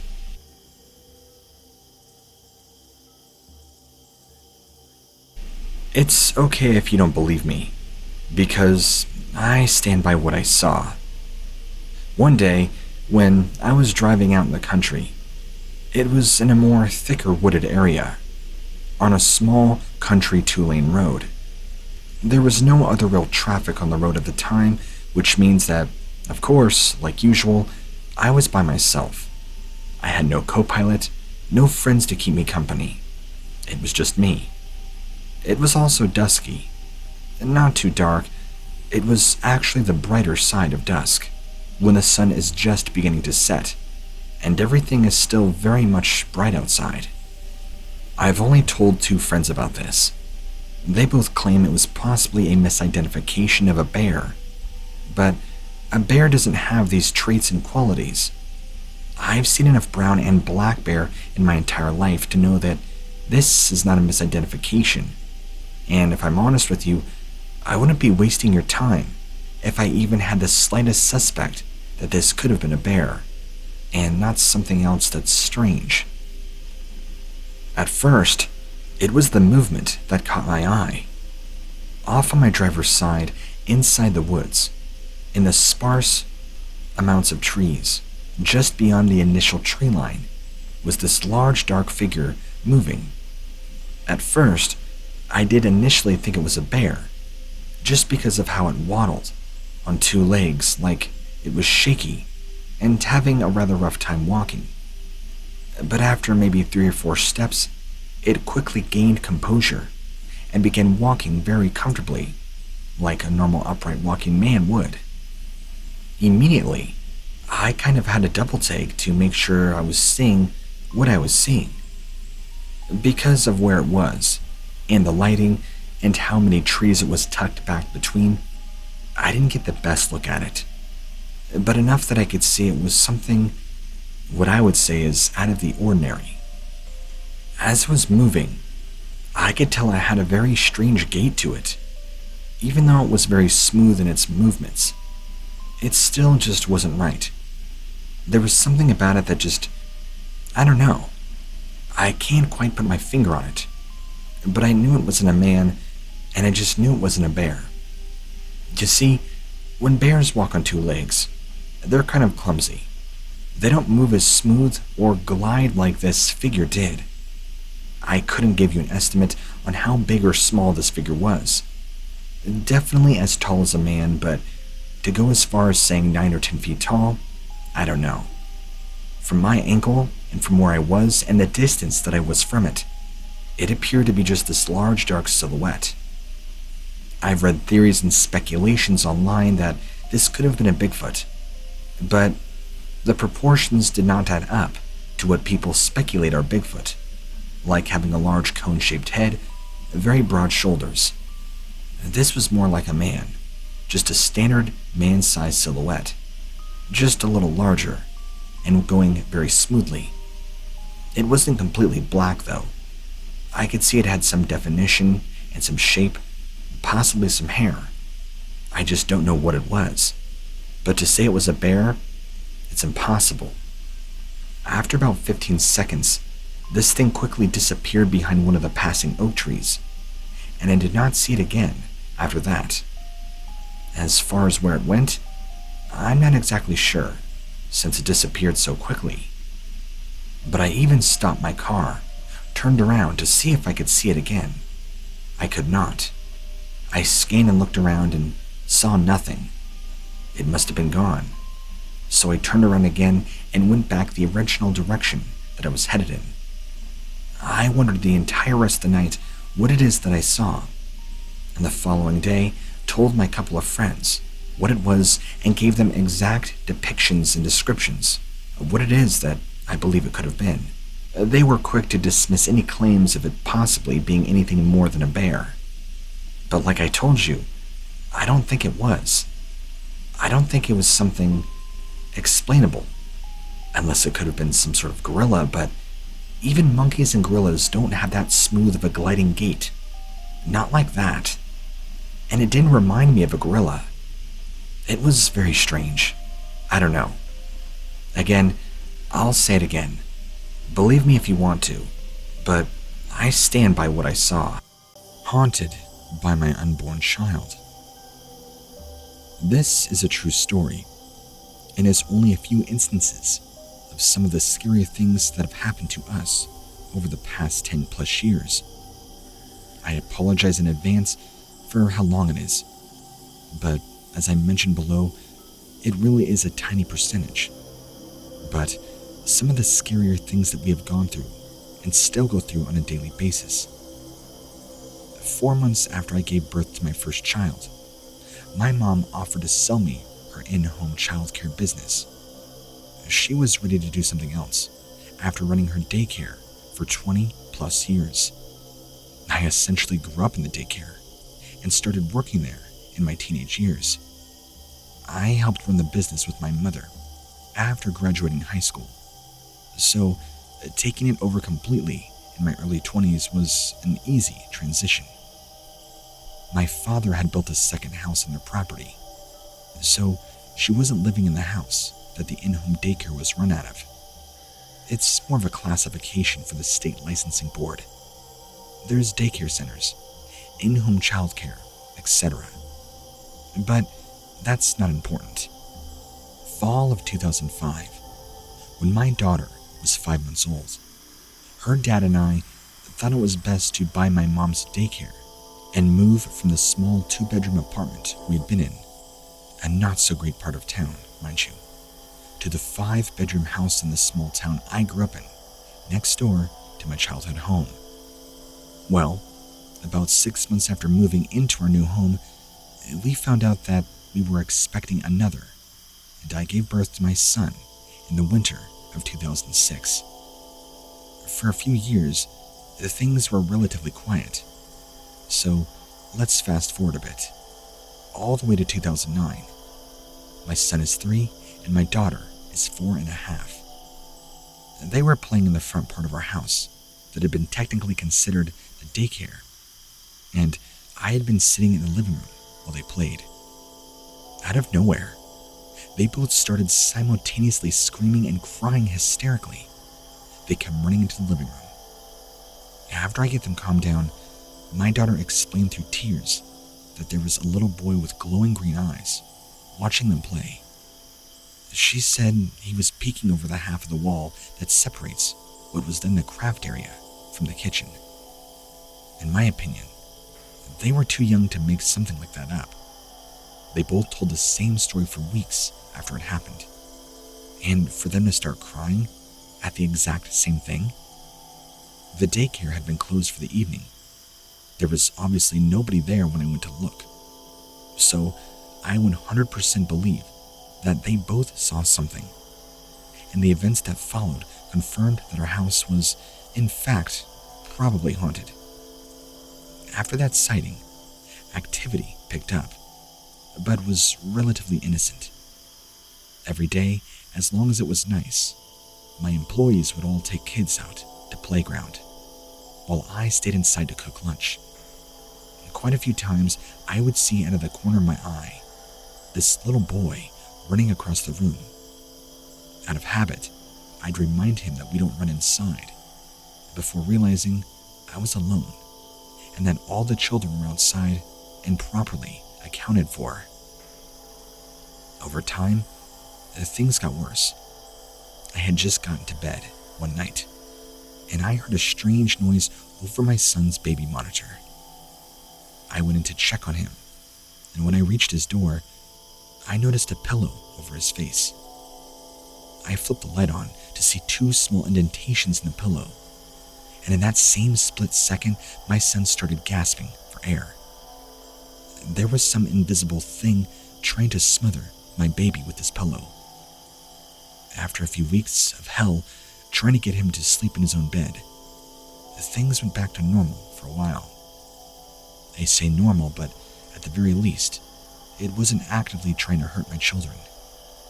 A few times a week, always at night, and usually between the hours of 10 p.m. and 3 a.m., we would hear faint chants, all the church songs coming over the baby monitors. I can't explain what it sounded like exactly, but it was by no means anything that would be sung or said in any modern church. The things would be getting knocked off shelves. I'd feel like what felt like something crawled into bed with me. I'd see things out of the corner of my eye, but more importantly, my kids weren't being affected. For a while, I was hopeful that the worst was over.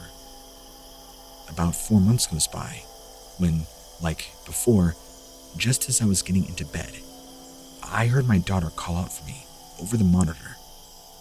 First in a quiet voice, she kind of whisper yells, "Mommy!" But then a second later, she begins crying and said, "That wasn't nice." I run in there, and after I get her calmed down, she said there was somebody watching her. When she got scared, she called out for me. It made him mad, and he had scratched her. I pulled her sleep shirt to find 3 deep scrapes on her back that went from her left hip to her right shoulder, which would have been impossible for her to do herself unless she was secretly a contortionist at the ripe old age of 5. After that, I started calling anyone and everyone that I possibly could and try to find help online. Or, at the very least, get some answers as to what we might be dealing with. After a week or so of emails and phone calls, I get a phone call from a well-known medium in my state. He asks a handful of questions just about the general activity in my house, but nothing about my job, marital status, nothing that could have led him the answer that he gave me. I was literally in the middle of answering a random question when he interrupts and says that the spirit in my house was my child. He somehow knew that I had previously had a miscarriage, and he explained that my son was jealous of the attention his brother and sister were getting, and he was angry with them for getting to have a life with me that he would never get. He told me what I needed to do to stop it all, to get rid of the spirit in my home, but I can never do it. If this medium is believed to do what he says, I would be casting out my own child. Obviously, I had to put my living children first. Their safety was and always will be my top priority. But after acknowledging what was in my house and walking around probably looking like a crazy person talking to him whenever I was alone, everything got better. The kids would see him once in a while, well up until they both reached around the age of 7 and 8. For the most part, he left them alone. They both over time have forgotten most of it and what they went through when they were young. My son, who is now 13, will still see things. In fact, not long ago, he came running into the living room. He said he thought he saw the shadow of a person. He didn't know why, but he felt like he was being chased. So, other than small things like them hearing what sounds like somebody walking up and down the stairs, things being pushed off the shelves, or doors being opened, the activity in my house, as far as my kids are concerned, has pretty much stopped. This story may be long, and I'm sorry for that, but it really is the bare bones of what we went through, and what we are still going through today. I can't explain why, but I honestly felt like it would all get 100 times worse if I had tried to get rid of him completely. And yes, 10 plus years later, he is still here.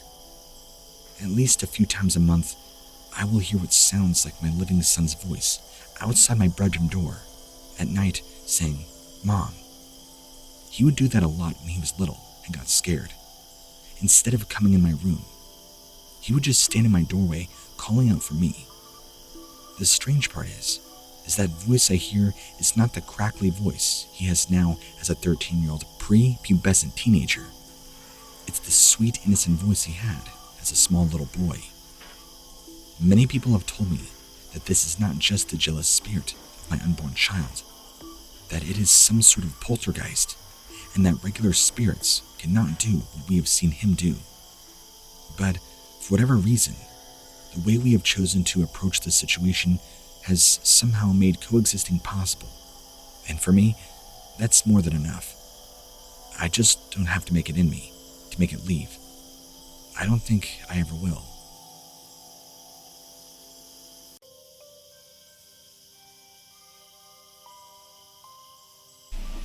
I used to be a park ranger for Yellowstone National Park. I was walking along the small boardwalk when I came to an overlook where I could see a herd of buffalo grazing in the distance, and some of them had wandered off into the trees where it was more difficult to see. As I was watching, one jumped out from behind a tree and ran away, back into the forest. I noticed right then that they were being hunted by something. Out of the woodline, I saw this large canine-type animal, except it wasn't a canine. At least, not your typical canine. It was walking on its hind legs, just like a person, but it was holding onto the tree, using its momentum to propel itself towards the bison that had just went into the tree. As I watched, in my mind, I was like, that's not real. That did not just happen. In less than 10 seconds, it had killed the bison, dragging its carcass off behind a large boulder further into the woodline. As soon as the body was out of sight, a group of these wolves moved out from where they were hiding inside the trees, began moving towards the carcass. There must have been at least 10 of them, but they were more than popping out from behind the trees and bushes where they had been hiding. These were wolves like I had never seen before. I've never heard in my life of wolves that were able to stand on their hind legs. Not like these. This was something else entirely. I don't know how many of these types of creatures were in the park, nor do I know where they originated from. No animal have I ever seen looks like these creatures do. They quickly began grouping back into formation, moving towards the other bison. I got scared and began making my way back to headquarters very quickly. The last thing I saw was them surrounding the remaining bison, killing them. I will never forget what I saw that day in Yellowstone, nor do I want to ever see it again. This was back in 1989. Now that the information is much more available to all of us online, I've learned that these creatures that I've seen are actually referred to as Dogman. They've been documented in all different parts of the world for centuries. These things are apparently nocturnal, using whatever shadows are available to be able to sneak up on their prey just before attacking.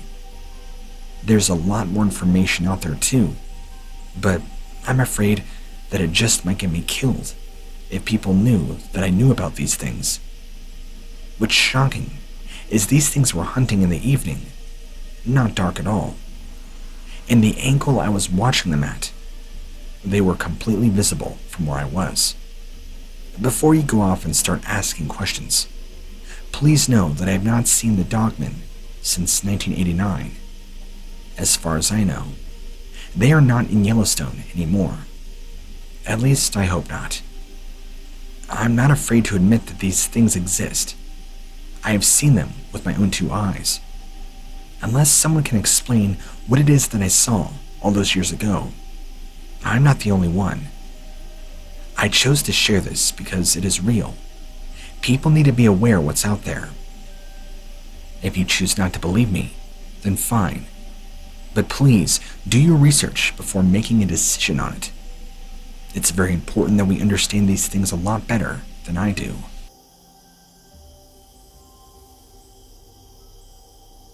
I used to be a search and rescue officer, also working as a ranger. I've seen some very disturbing things out here in these parks, but never anything like this. It's been exactly 10 years since the following events occurred. This summer that I ran into what I've dubbed a Dogman. I was working in a very well-known park. I won't say which. At the time, I'd been in the service for 3 years, and this was my first real summer out on my own by myself. It was pretty intimidating, but I loved it. The first night that I had any contact with what would become known as the Dogman to me and my crew. We had just finished up our search for the day, and were heading back to camp. I was at the front of the line walking when I saw something out of the corner of my eye on one of those long boulder fields that are scattered all throughout. I immediately stopped and began looking around, trying to see what it was that I had seen, but there was nothing. Just trees and bushes all around. I thought, man, I'm tired, but that looked like a wolf. I might have had some kind of spooked expression because one of my other guys asked me what was wrong. I told him what I saw. He told me he saw it too. I thought you were going to yell at us or something for stopping. We all continued on towards camp when one of the guys who was walking behind me told me to look up ahead of you. I look up and see a very large wolf standing in front of us, roughly 60 yards away. You have to understand, these weren't just wolves. These were extremely oversized, very large, and standing upright. We decided to move out away from view of this thing, and immediately we noticed we were actually surrounded by several of them hiding up in the trees all around us, and we never knew it the entire time. Completely panicked by being surrounded by these large unknown wolf creatures, we fled back the way we came while having our weapons drawn. It was dark, and it did not help that we were running through the thorn bushes and rocks as quickly as we can go. We took cover behind a large rock outcropping, where we waited until our supervisor showed up, along with 2 other fellow rangers. We told them what had happened. We didn't know how to make of it or what to make of it, but I didn't care what they called it, and I still don't, because I know what I saw. That night was just a warm-up for the following night. That's when we really got our first up-close and personal look at these creatures. During the search for a lost hunter, we made a pretty good plan on how to handle the search. I was the point for our team, which consisted of 2 rangers and 3 law enforcement. We were searching a drainage that I knew to be a very dangerous and dark spot because of a lot of loose rocks, steep hillsides, and thick underbrush. This is where the hunter was last spotted. Quick note, he was not hunting at this point in time. He's referred to as a hunter because he is very well known in the area.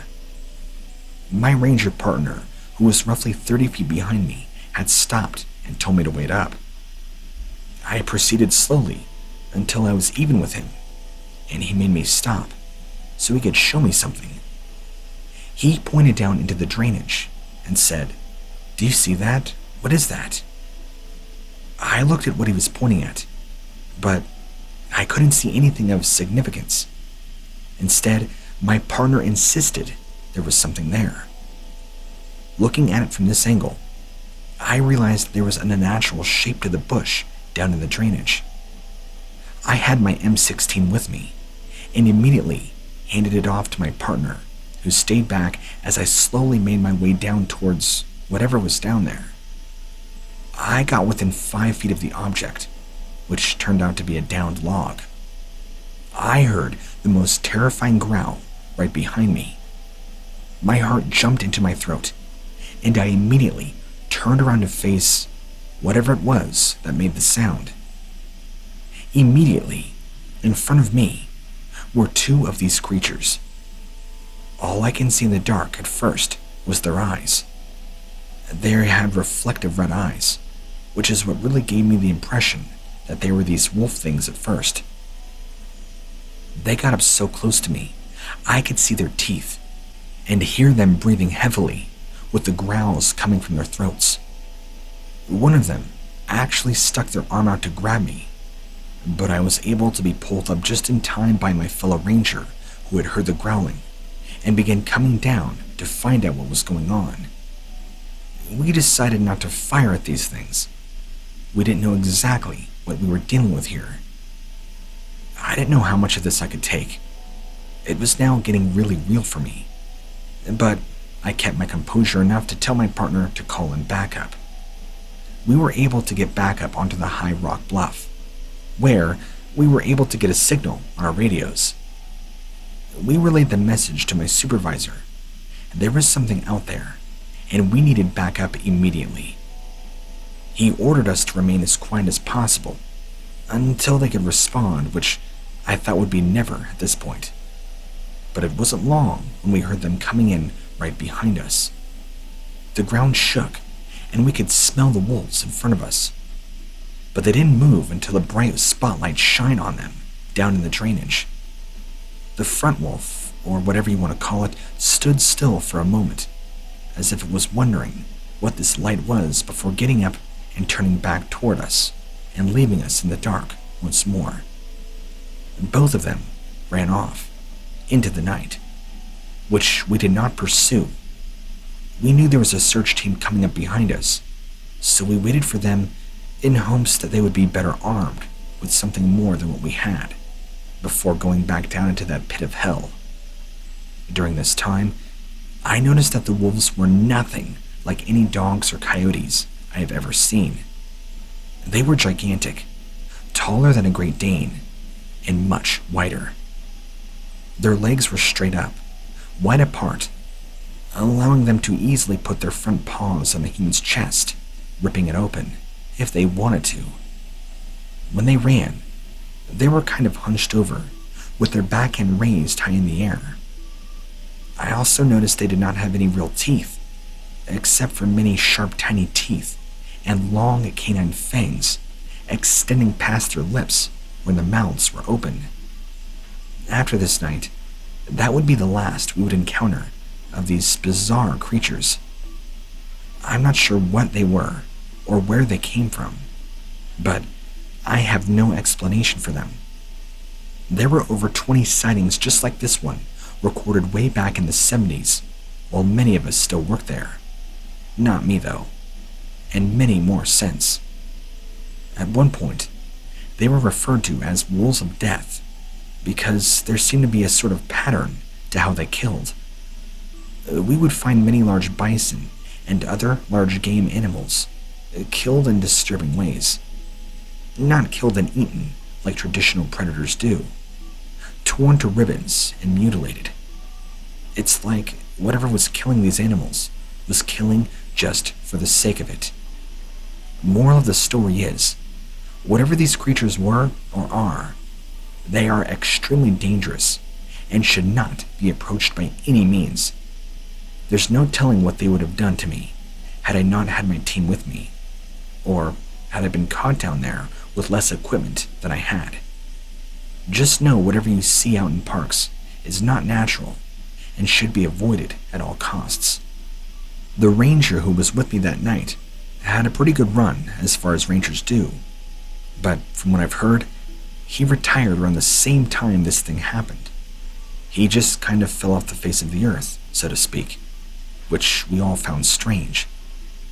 I'm not sure if there was any follow-up done by our park management after these sightings, but I didn't hear anything about it happening again, at least on paper. Friends with a ghost.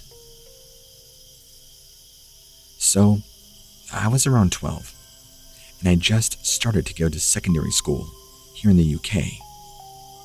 My school was far away from where I lived, so I would get a coach each morning to do the hour drive up to my school. It would normally take me about 30 minutes or so to walk to the stop where they would pick me up at, and others waiting. One morning, the girl I usually walked with was ill, so I was doing the walk alone.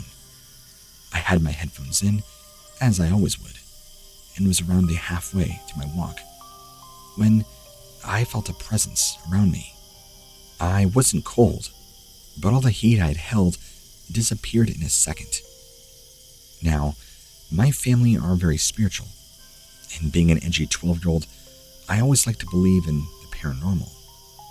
So, with this old aura around me, I finished walking to my coach and got on when it arrived. Normally, when I was on the coach, I'd sit with the girl I'd walk with, but I had sat alone at the front of the coach that day. After about 10 minutes of driving, I felt a presence in the seat next to me. I couldn't see anyone there, but I could see an image of her in my head. She was a little girl, probably 6, maybe 7, light blonde hair, big blue eyes. I had never seen her or met her before, but she made me feel safe, and I didn't feel as lonely when she was there. I had never seen or met her before, just rode that 1-hour journey in silence. Then, when I got off the coach and went into the school building, the aura was gone. I didn't tell anybody about it. I didn't want my new friends thinking I was weird. But it stayed with me all day. Those meetings started to happen much more often, mostly when I was alone. She would sit with me in the house when I was all alone, and I started being able to know more about her. She never said anything, but I just started to know more and more. Her name was Vivian. She had been very poor when she was alive. She was in a wheelchair, which made sense because she only ever appeared in sitting positions. I had spoken to my grandmother about her. She said she must be my guardian angel, which at the time made me really grateful. Around 4 months after Vivian turned up, I went to visit my Nana. She did not live too far, so I made the walk up there to visit for the afternoon. It had been a while since we had seen each other, so she started to ask me about school, my family, and then she asked me if I had any new friends. I told her that I had met somebody at my new school, but I mentioned to her about the little spirit that speaks to me sometimes. She tilted her head and started asking me about her. I told her the only things I really knew. She was a little girl, pale with blonde hair and blue eyes. She was in a wheelchair, and she only ever showed herself when I was alone. My Nana leant back in her chair with wide eyes, but her expression soon softened. I asked what was wrong. She said that she had never told me this before, but she had lived in the house next door to mine when she was younger. And on top of that, in my house, there was a little girl who lived there named Vivian, who hardly ever came out. She was sick all the time. My Nana recounted that a few years before she moved, Vivian had died after contracting pneumonia. Her mother and brother moved away not long after. I sat there and just stared at her. My brain was failing to process what she had said, but I just nodded and had a sip of my drink, unable to think of something to say. Then my Nana said something that still warms me to this day. She probably shows up when you're lonely. She didn't have anybody to talk to when she was alone. I'm sure she sees you as her friend. After the visit, I never saw Vivian again, and sometimes I'd purposely stay home alone to see if she would show up, but she never did. I'm 20 now, and it's all so strange when I think back to it. I was a pretty lonely kid, so the fact a lonely spirit tethered itself to me so I could have a friend still makes me smile. Carlingford Road in North Dublin was a local ill fame when I was just a kid, being notable as the scene of a murder in the days when such a thing was still a rarity in these parts. The murder itself was, in fact, pre-war, and it says something about changes in society that such old crime remained remarkable, even up to the 1980s. Not that I'm really a reactionary. Change is good and bad. As kids, we knew of the house where the murder occurred for an elaboration on the story. Of course, I'm not going to give the actual address, just in case someone will make me guilty of starting a nuisance. The narrative went like this. This house, the scene of the murder in the 1930s, was inhabited some 30 years later by a young family. The parents were going out one evening and left the children in the care of a cousin. Apparently, there was a history of trouble in the family. They were never comfortable in that house. I suspect that's what's been said so far, and is probably true enough. The children in bed, the cousin sat down to watch TV for the evening, expecting the parents to be back late. Versions of the story that were once done the rounds had it that this young man, the cousin, had been fooling around with a Ouija board, either in the house or sometime before. When darkness had fallen, he found his attention was constantly being taken by the sound of pebbles striking one of the windows. Of course, he suspected some local children to be the source. However, when he looked out the street, there was no one around. He checked on the kids upstairs several times, but they seemed to be sleeping. As this phenomenon kept reoccurring, He went out to the road in front, investigated all around the house, and even had the curtains held back while he was sitting there. Nothing appeared to be amiss. Eventually, he decided to just ignore the noises, continue watching TV. It could be birds or something. Then, all hell broke loose. The sound of strikes on the window quickly increased in intensity, so that he could not ignore it anymore. Upstairs, he heard the kids, who so far had been oblivious to the situation, suddenly break out crying. As he was running for the stairs to go calm them, he glanced up at the ceiling of the room where he had been sitting. He was struck down in terror. On the ceiling, as if painted there, was the hideous image of a child. Lifelike, though two-dimensional, was the form. But it was the face that frightened him the most. It was the face of a monkey. It was grinning at him with an expression of demonic glee. He fled the room and remained upstairs with the kids until the parents arrived home. This is the story we heard as children in the neighborhood. The Woman on the Stone. This is a personal account, though I can't deny that the whole subject of the supernatural has interested me since my early life. It has, nonetheless, been for more than 30 years that kept my peace about my one-lived encounter with that world. Why? For no reason to relate, or even to arrive at in my own head. I think it may have played on superstitious nature. Perhaps I feared that speaking about it might encourage it to occur again. It certainly was not pleasant.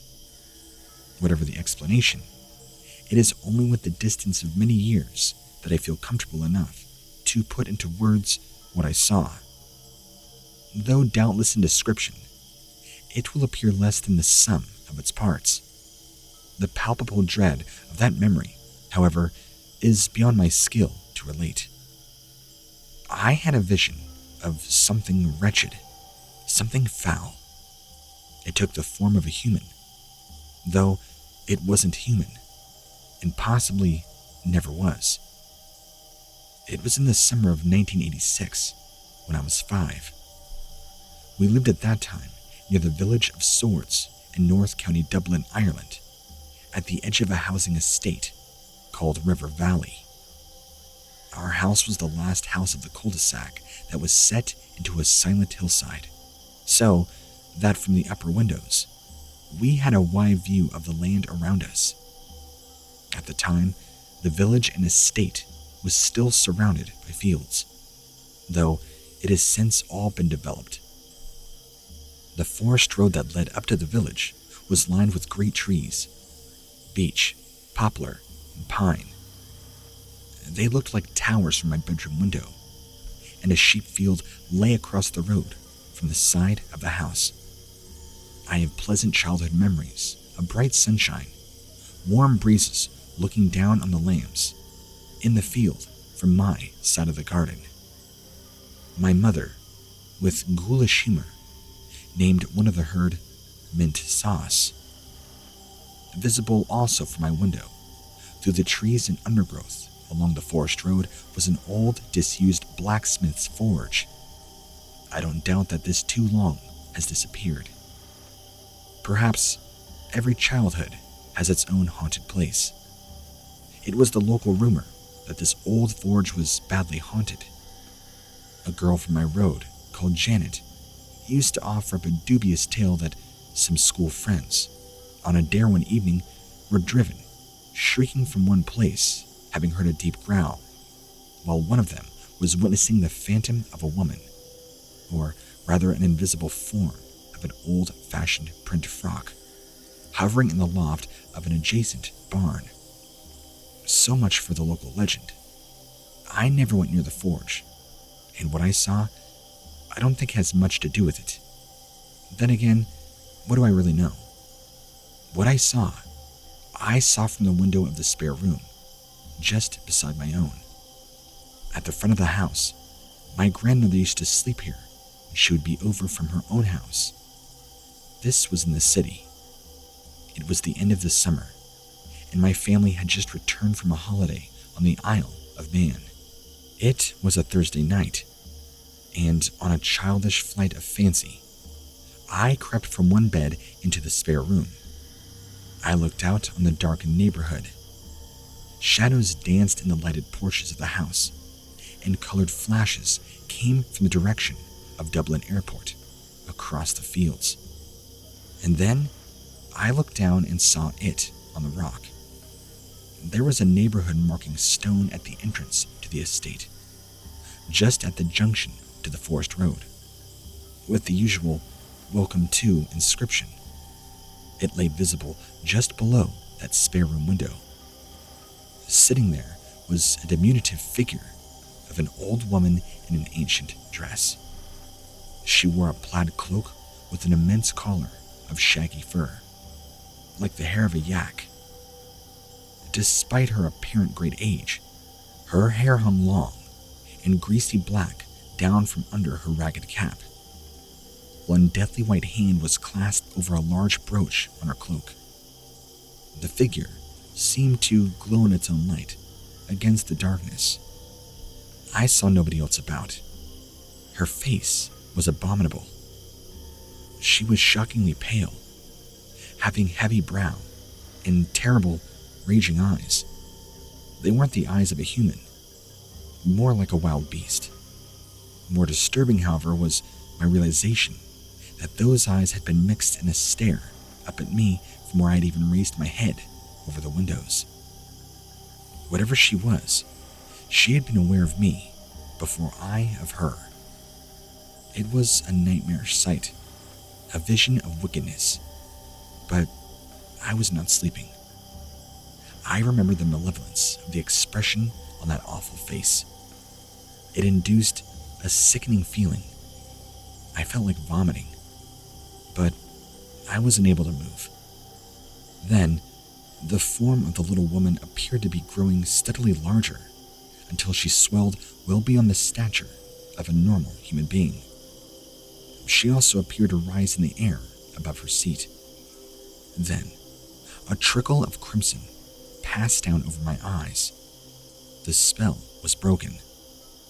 I collapsed down from the sill and hurried back to my own room. Later that night, I dared to glance out my window. But, of course, there was nothing to see.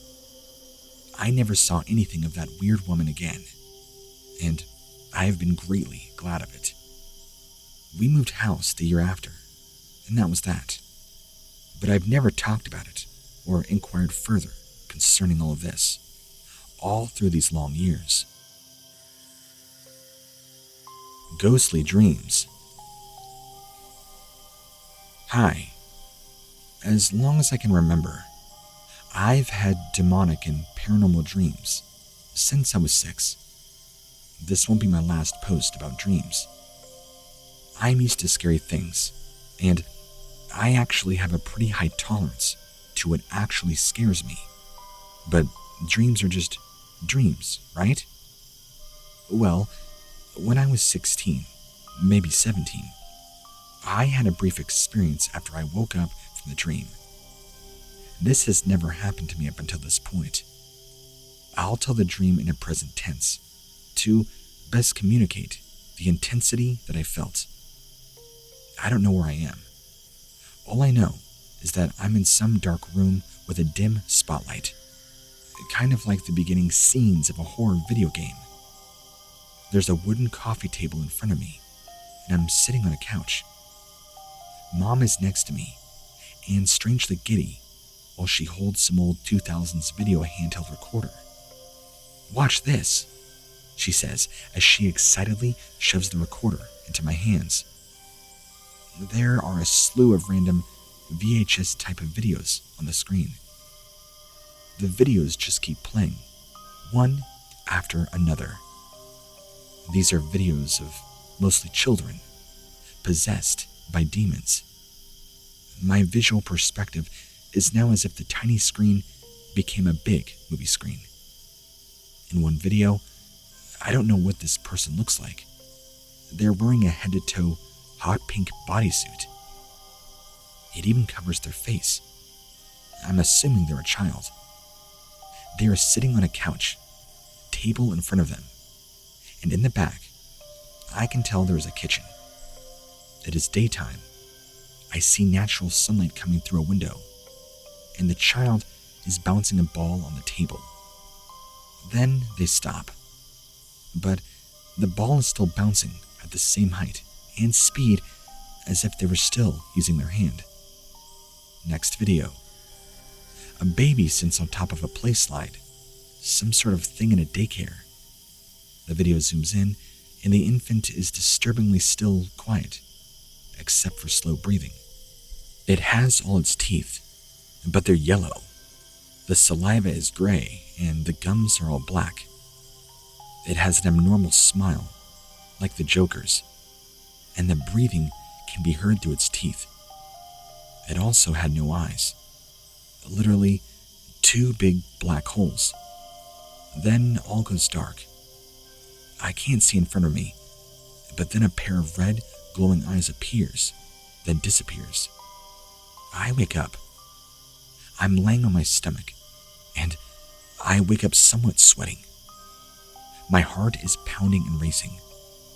The amount of evil I felt was heavy, that I thought my heart would give out. I figured I would lay really still and repeat Jesus' name in my head until things felt better. I'm not sure which sensations came first, but I felt as if bugs tickled me everywhere. A cold spot came close to me, and then I smelled a vile odor that was like rotten eggs and burnt hair. Then it all went away. These things lasted about 30 seconds. Maybe these sensations were just tricks my brain was just playing on me, since I had just woken up from a very intense nightmare. I don't know. This dream stood out to me because children were involved, and it was something I've never seen nor experienced when I'm not sleeping. I'm curious what others' thoughts are about this.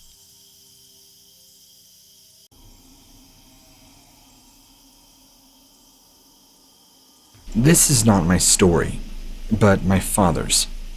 It's a story he's told me many times while I was growing up. Here's what happened. It was the early 60s, and my father, an avid fisherman, was on vacation from his stockbroker job in Dallas, Texas. He had decided to spend the rest of the summer fishing in the bayous of West Louisiana. He was out on the bayou in his little flat-bottom boat with his fishing gear and cooler. He had been there for about 2 hours when he noticed a strange object in the water. It resembled a piece of driftwood, but as he got closer, it appeared to be moving a bit. He decided to try for a closer look and threw his anchor out to see if he could snag it. To his utter astonishment, the piece of wood began moving away from him. It had now moved close enough for him to get a good look at it, what he thought actually might just be a sea monster. He soon realized that this creature was actually an eel, or some species of snake-like fish. However, this was not any eel he had ever seen before. This thing sprung out of the water, nearly trying to attack my father. This eel-like fish was also incredibly sized, over 9 feet in length. It was a dark shade of blue, and my father said that when it reared up out of the water to attack him, he said its face was very distorted, like it was mutated, looked nothing like any creature he's ever seen. He never even considered trying to catch this thing. It tried to attack my dad for a brief moment before going back into the deep water. This story gets stranger. That evening, my dad decided to remove the anchor and leave. At only about 75 yards away from shore, he noticed yet another creature swimming toward his boat. This thing looked like the thing he saw earlier, but slightly smaller.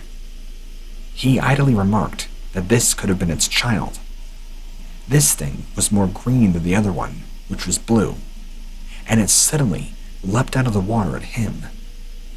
This one didn't come close enough to actually reach him, because he had started up his motor and sped away as fast as he could.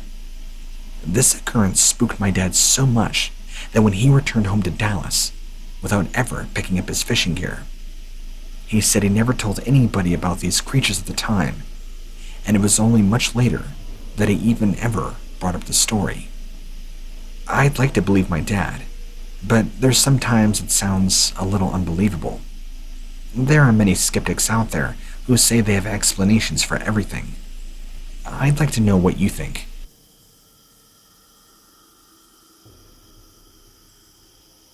On November 25th, 2009, I was part of a crew on the commercial fishing boat, the Bounty, out of San Diego, California.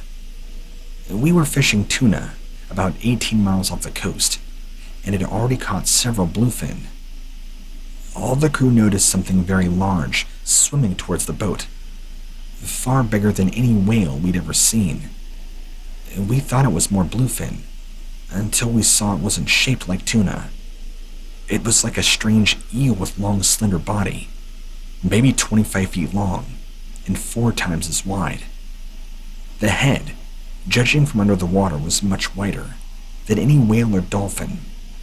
This thing swam directly under our boat in a very straight pattern, going down deep towards the bottom, but not actually popping up for air.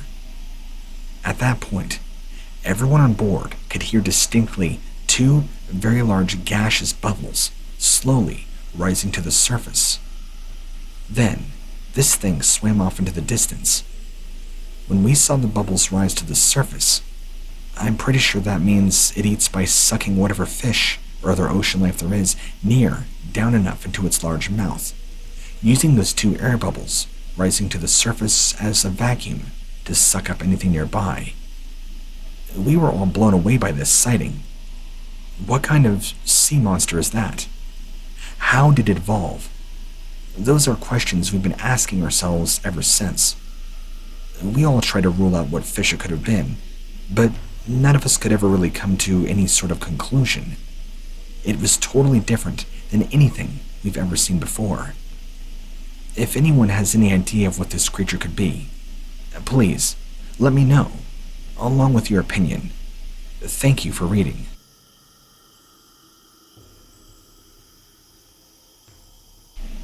I grew up in Southern California and spent my whole life at the beach.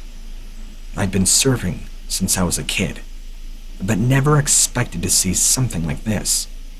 Something prehistoric. It was spring, on an overcast day with a few days of rain. I went out with some friends at work, and we were looking for some big waves. We got out far from shore, and by that time, it seemed pretty clear, so we began paddling into some surf, when one of my buddies pointed ahead, towards what looked like 2 dolphins playing. They were coming straight at us, which he didn't think they did, because of their blunt noses or whatever.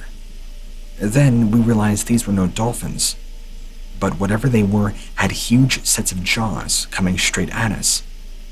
The whole thing scared the hell out of all 3 of us, and we began paddling back to shore like crazy men. When I looked around after a while, my other 2 buddies, I found that one had disappeared completely, and the other one was lying face down in the water, 20 yards away. I pulled him aboard my surfboard, then paddled as fast as I could towards shore. Luckily, managed to beach it before he drowned. He said he was so frightened by what he saw under the water, he instantly fainted, nearly drowning. We found my other friend about 15 minutes later, up on the beach, so the whole ordeal lasted about half an hour. I described what we saw to a biologist friend. They said it was probably some kind of prehistoric shark or sea serpent that still lives in the deep parts of the ocean. I mean, judging by what it looked like, it very well could have been. It was disturbing, to say the least. My buddy and myself are both still pretty shaken up over the whole ordeal. I guess I'll never look at the ocean in the same way ever again. Eric B., 31 years old, Santa Monica Beach.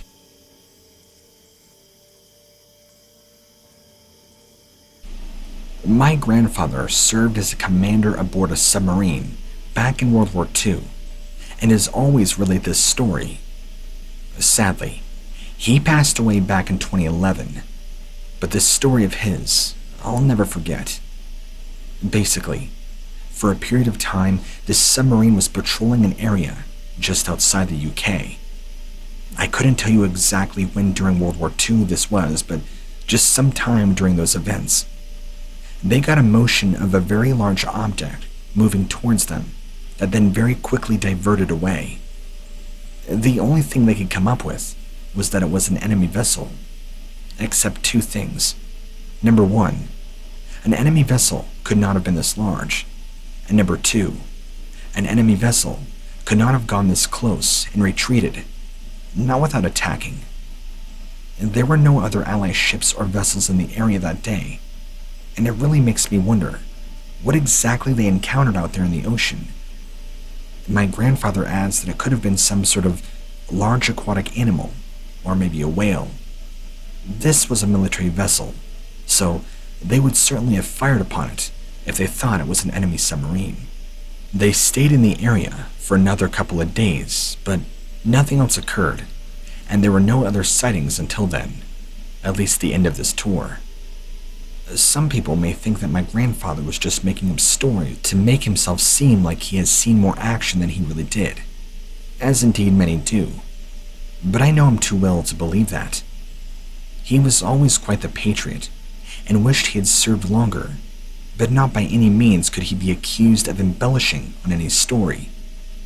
Even he believed that, judging by what was read, that whatever it was much larger than a whale. We're talking huge in size here.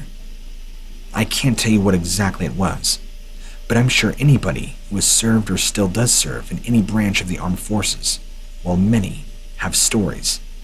Some may be just as exciting as this one, if not more so.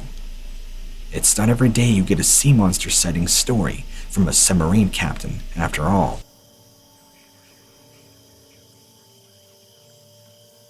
I was once on a 35-foot wooden shrimp boat built in the late 50s with a pair of 350 Chevy engines for power. Our captain that night, Captain Jim, had been working these boats for over 20 years, and most times, when the sea got this calm, he'd always come up to the bridge and tell me how flat it was out there. Not tonight, though. Tonight, he'd stayed down below his bunk, looking ill as could be, and told me not to bother him unless my butt was dragging behind me. It wasn't until later that night we could see this strange creature rise up out of the water, then quickly descend back down again. If Captain Jim wasn't feeling so sickly, he would have been down below standing watch, like always, telling me what fish I could expect to catch, and chances are, I probably wouldn't be writing this now, as they had never seen that thing. I was sitting on top of a tall platform called the Fly Bridge, overlooking the skiff, when I first noticed something moving under the water, about 100 yards away off of our port side. This seemed strange because all night long, everything had been dead, so my attention was turned away from whatever this disturbance might be for a few minutes. I sat there for a few more minutes, then looked down to my right again, but this time it was much closer and appeared much bigger. I'm not the person who gets creeped out by many things, so at first I wasn't really sure what to think of this new development. But just then, something large breached the surface, about 100 yards off of our port side, and began slowly moving towards us, revealing itself in greater detail with each passing second. Our boat was dead silent, besides the sound of water gently sliding up along our hull. So, even while it was a ways off from us, I could clearly hear its blubbery flippers slopping against the surface as it wove from side to side, searching for fish. This was the first time I'd ever seen a creature like this with my very own eyes, and it took me several moments to realize it wasn't a fish at all, but rather some kind of monster that vaguely resembled a whale, but was more clearly something much different altogether. I have no idea how long it was, or how long it swam there, perhaps circling our boat for almost an hour before finally descending back down into the depths below, taking most of the light above. Just then, Captain Jim heard the commotion coming from atop where I was standing, making his way over to the top of the steps leading up to the bridge. "You see that?" I said to him. "I sure as hell did," he replied, with a look of terror on his face. It was pretty big, too. I could tell by the tone of his voice just how much this had shaken him, and when I looked over at his eyes, they were full of fear and bloodshot, almost as though he'd seen something truly terrible that had haunted him deeply. This was only one night in an otherwise long life of seafaring adventures, but it's impossible for anybody else to understand what it feels like to be alone out there, so far from land, and just to know there is something lurking beneath the surface, waiting to strike whenever they decide they're hungry enough to devour a whole boat of live fishermen. The encounter. This story takes place on a lake in central New Hampshire, just a few miles north of the base of Mount Kearsarge. My friend has a cabin there that his grandfather built shortly after returning from the Second World War. And on one warm summer night, between my junior and senior years of high school, he and I were there, just hanging out. While we did drink and partake in the ganja from time to time, we weren't intoxicated in any way on this specific night. We'd simply been bored in our little hometown, about 30 miles or approximately 48 kilometers to the south. So, on a whim, one evening, we decided to drive up and spend the night there to light a fire, sit by the water in beach chairs, and enjoy the nighttime t-shirt and swimming trunks weather while it lasted. I'd say it was about 9 or 10 p.m., and we had gotten up to inspect his granddad's old canoe that laid upside down atop the wooden dock. We wanted to use it the next day to head to the lone island. This way, we could look for loon nests and try to catch some hornpout. As we walked to the dock from where we had been sitting, I gazed across the lake at Mount Kearsarge. The mountain has a height of roughly 3,000 feet, or 895 meters, a prominence of 2,080 feet, or 630 meters. So, it was basically 2,000 feet straight up from our position, as we're only a couple of miles from its summit. It was quite an imposing figure in the night sky. Now, the mountain has a tower on the peak that flashes a red light at night. There is only one red light, and it is red. I had seen it so many times before. It was just a fact. However, as I followed my friend to the dock, I noticed there were 2 lights on this night, in addition to the usual red flashing light. There was a second yellow-orangish orb to its right, essentially about the same height. It wasn't moving, flashing, pulsating, nothing. It just hung there, motionless in the night sky. I told my friend, who was immediately interested, and so we both stood transfixed for a while before he asked me what I thought it was. I would have immediately considered helicopter, but it was so still and silent. After a few moments of silent staring, we both shrugged our shoulders, continuing on down to the canoe at the end of the dock. We inspected it for a while, placing it in the lake for check for leaks, deciding that it was definitely good to go for tomorrow, which was exciting. We were really looking forward to getting in the water.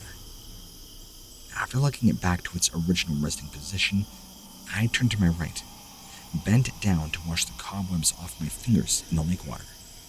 As I'm doing this, I returned my gaze to the mountain, and to my amazement, there were now 2 identical orbs, one on either side of the red, flashing light. I smacked my friend across the shoulder, told him to look up, and again, we just stared, transfixed. Although, this time, a little more anxiety-ridden. "What is that?" my friend said, with a bit of fear creeping into his voice. Without averting our gaze, we backpedaled to our chairs and began discussing possibilities. It is important to note that both of us were science-believing realists, and still are to this day.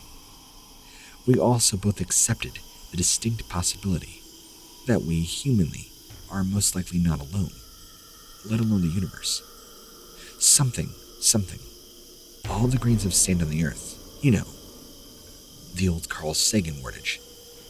So we sat there discussing both the different paradoxes and the likelihood that it was just something visiting us. Perhaps something that was also temporary, human-made, that would sit on top of the mountain. Something had happened. Before our eyes, one of these orbs descended below the backside of the mountain and out of sight entirely in that amount of time. It was impossible for any helicopter or known human craft to do something like this. I'm sorry. I know I'm not no engineer or anything, but I know what a helicopter looks like when it descends in elevation. This was not like that at all. It sunk down and out of sight in less than 2 seconds, all without making any lateral movement whatsoever. We were stunned, but before we had time to wallow in this feeling or think about what could possibly be going on, the other orb took off from its position. It didn't gain or lose any elevation. It just took off horizontally at breakneck speed and began to make its way around the edge of the lake. It wasn't until the light was about halfway between its starting point and our position that we began to consider that it might be heading straight for us. We stood still at the shore, followed the object with our eyes. Out of sheer curiosity, and without speaking, we'd both made the unconscious decision to wait and see what would happen. I mean, what else were we supposed to do? At no point did we talk or look at each other. We just stood there, watching. Without leaving you in suspense for too long, the object did eventually arrive at where we were. And upon its arrival, it slowed to a crawl and creeped over us at a snail's pace. It was big. Not stereotypically a mothership, but big. I don't know exactly if I had to estimate, but I would say it was maybe 15 meters in length by 30 meters in width. It was shaped like a fat cigar and had 2 or 3 rows of orange lights on its bottom. I couldn't tell you what my friend was doing or how he was reacting, for I was entranced. I remember thinking that I had never, ever had an opportunity to view something like this, nor would I again. This was a once-in-a-lifetime experience, so I stared intensely, examining anything and everything I could about it. Unfortunately, there were no other details I could make out, only its approximate dimensions and the rows of lights. It made no sounds aside for what I perceived to be a very, very faint humming. There were no beams of light shooting down at us or anything, and we stood in the pitch blackness of the late New Hampshire night. I remember prepping myself for something to happen. Nothing did, and as soon as it creeped its way past, it took off as fast as it appeared, up in the night of the sky and out of sight. At that point, I shot my head back across the lake and towards the mountain. There was nothing but the normal, flashing red light remaining. All appeared to be back to normal for now. I don't think we said anything to each other aside from "let's get out of here," or something to that effect, before grabbing what little we had brought with us and hightailing it back to my friend's car. We drove the 30 miles back to our hometown, purchasing some snacks at the convenience store, returning to his house, where we proceeded to set up the same beach chairs that we had brought with us to the lake, in his backyard, where we stayed up for most of the night, to talk about what we had just seen. For the next few weeks, My mind could hardly focus on anything. I even told my parents at some point, but they sort of laughed it off, telling me I probably saw a helicopter or something. And after their reaction, I decided not to tell anybody else about the experience for years. Not until I was older, and gave no craps about what people would think. Also, did I begin to tell trusted friends about what had happened that night. My friend and I have since parted ways. We live across an ocean from each other now, and talk from time to time. In fact, I think it's been a few years since one of us has even brought it up. However, sitting here and running it down, going down the log of events, just has now made me want to reach out and talk with him again about it. I know what I saw. This thing was not constructed by humanity. We don't possess that sort of technology. And if we do, then there is far more hidden from the average citizen of Earth than I ever thought possible. But I'm digressing into conspiracy theories, and that is a path I try not to go down. The fact is that the possibility that we are not alone in the universe is so microscopically small. Consider this. There are billions of planets out there that are much, much older than Earth. All it would take is one of them to have a developed intelligent life a few million years ahead of us, giving them a massive head start in development of technology. That would allow them to create machines that are capable of doing what the objects I saw that night did. I would prefer if you left my identity anonymous.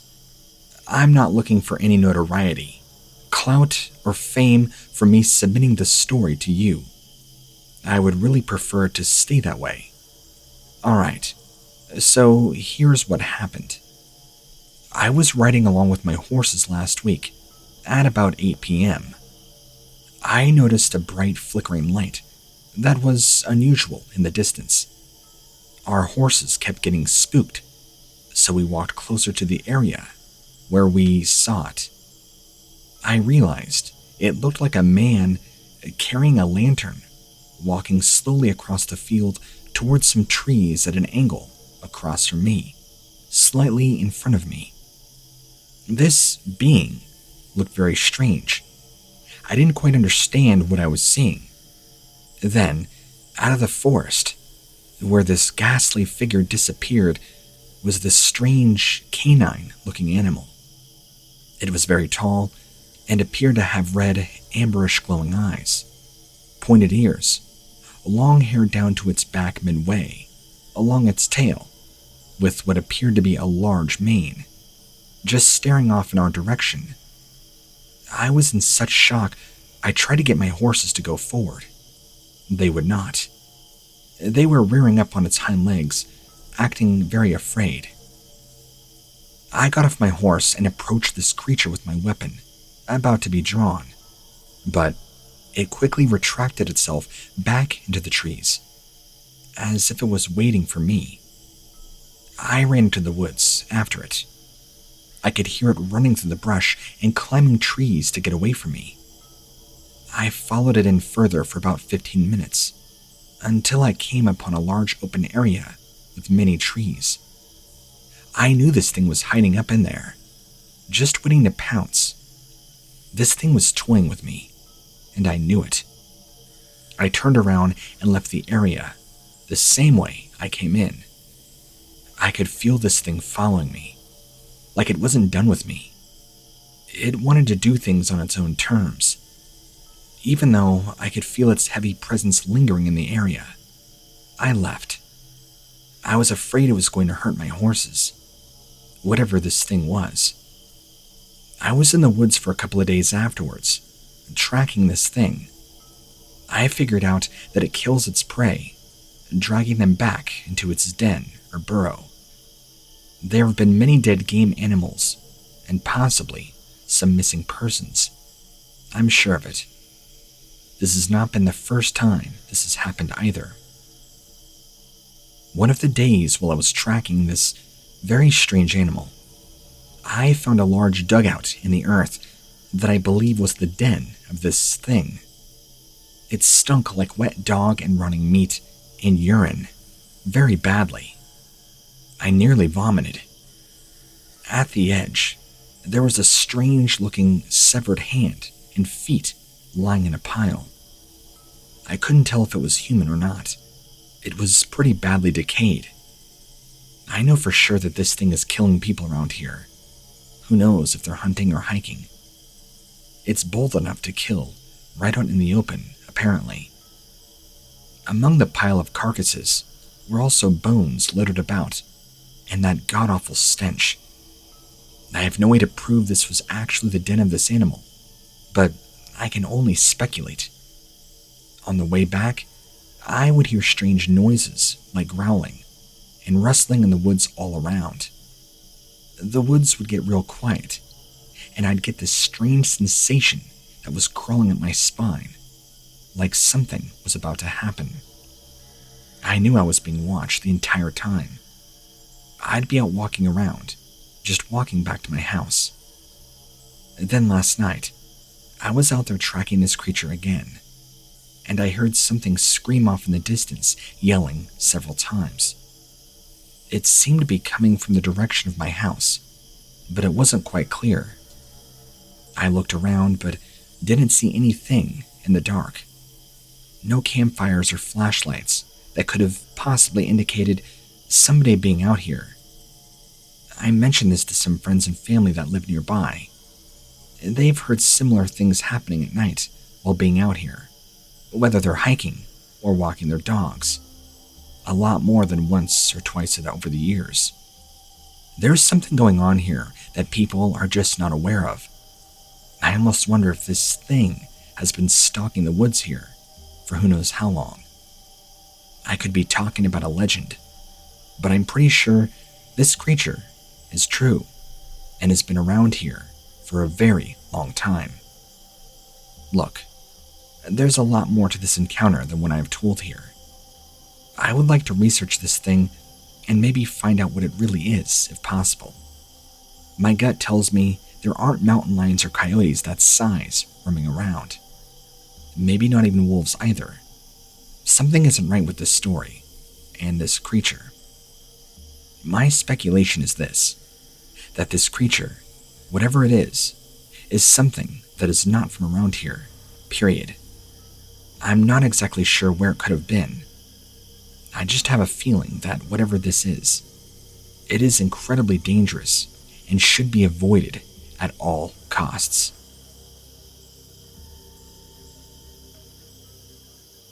My sighting happened back in the summertime of 2013. My uncle and I were up fishing on a river near Mount Apica. We parked our truck at the end of a road, went down into the woods, and hiked upstream for about 1 mile or so.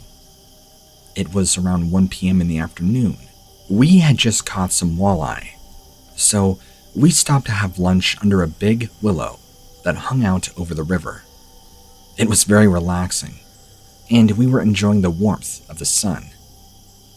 The willow tree provided a nice little bit of shade, so we set up our chairs under it and ate our sandwiches, filthy and dirty, from fishing. I had just taken a bite when I looked up and saw this thing standing on 2 legs, roughly 40 feet away from me. It was moving in a really weird way, which I can only describe as being like a bear does when walking upright, but not quite as jerky. It wasn't looking at me or anything, but it seemed to be focused behind me, like whatever it was after was running off in the direction we were in while we were eating lunch, and now had disappeared in the woods. It seemed to be on a mission. At least that's how I understood it. After eating, I walked upstream to wash my mud-covered hands off in the river after it had disappeared, when I heard something large charging through the woods, coming towards me very fast from downstream. The first thing that ran through my mind was it's either a large buck or bear, so I stood frozen, thinking, crap, this is going to be a big bear. It was a little bigger than that, fortunately. It just came right past me and my uncle, who had also come down to wash his hands. and then would later on go to our truck. This huge wolf biped came rushing at us, and then past us. It was full on chasing this huge game that was going by. A large elk. Actually, there were two. One large bull and a smaller cow. The wolf gave pursuit to the larger one. My uncle stood there, stiff as a board, and you could hear him breathing behind. He was completely terrified. The elk, both of them, ran into the trees, right by where we had parked and eaten.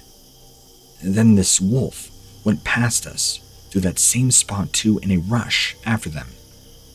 It disappeared into the woods about 100 or so feet, but it didn't stop. You could still hear it running on all fours, giving chase, while also snorting loudly as it continued off in the woods. I don't think it saw us crouched down beneath the willow tree eating originally.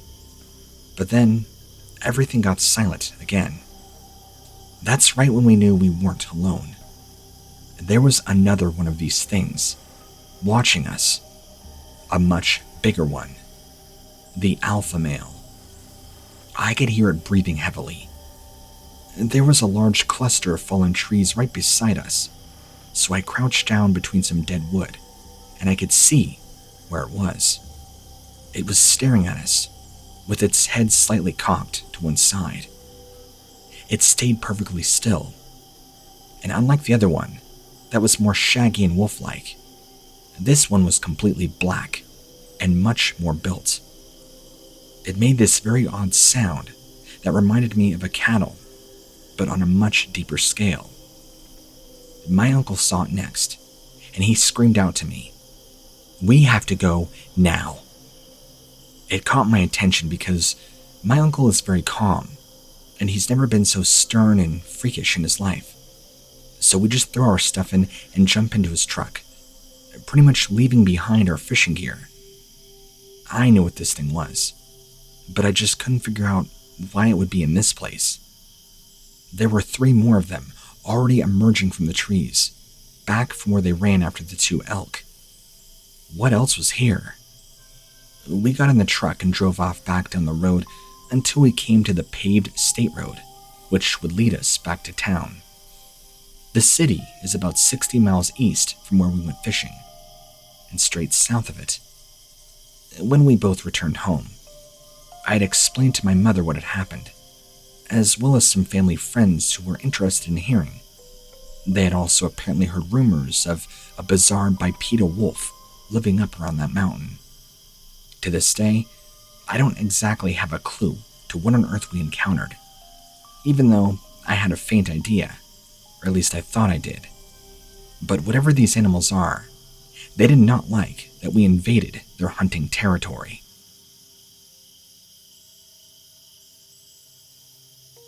I heard some strange howls, which I believed to belong to a Dogman creature, back in the winter of 2019.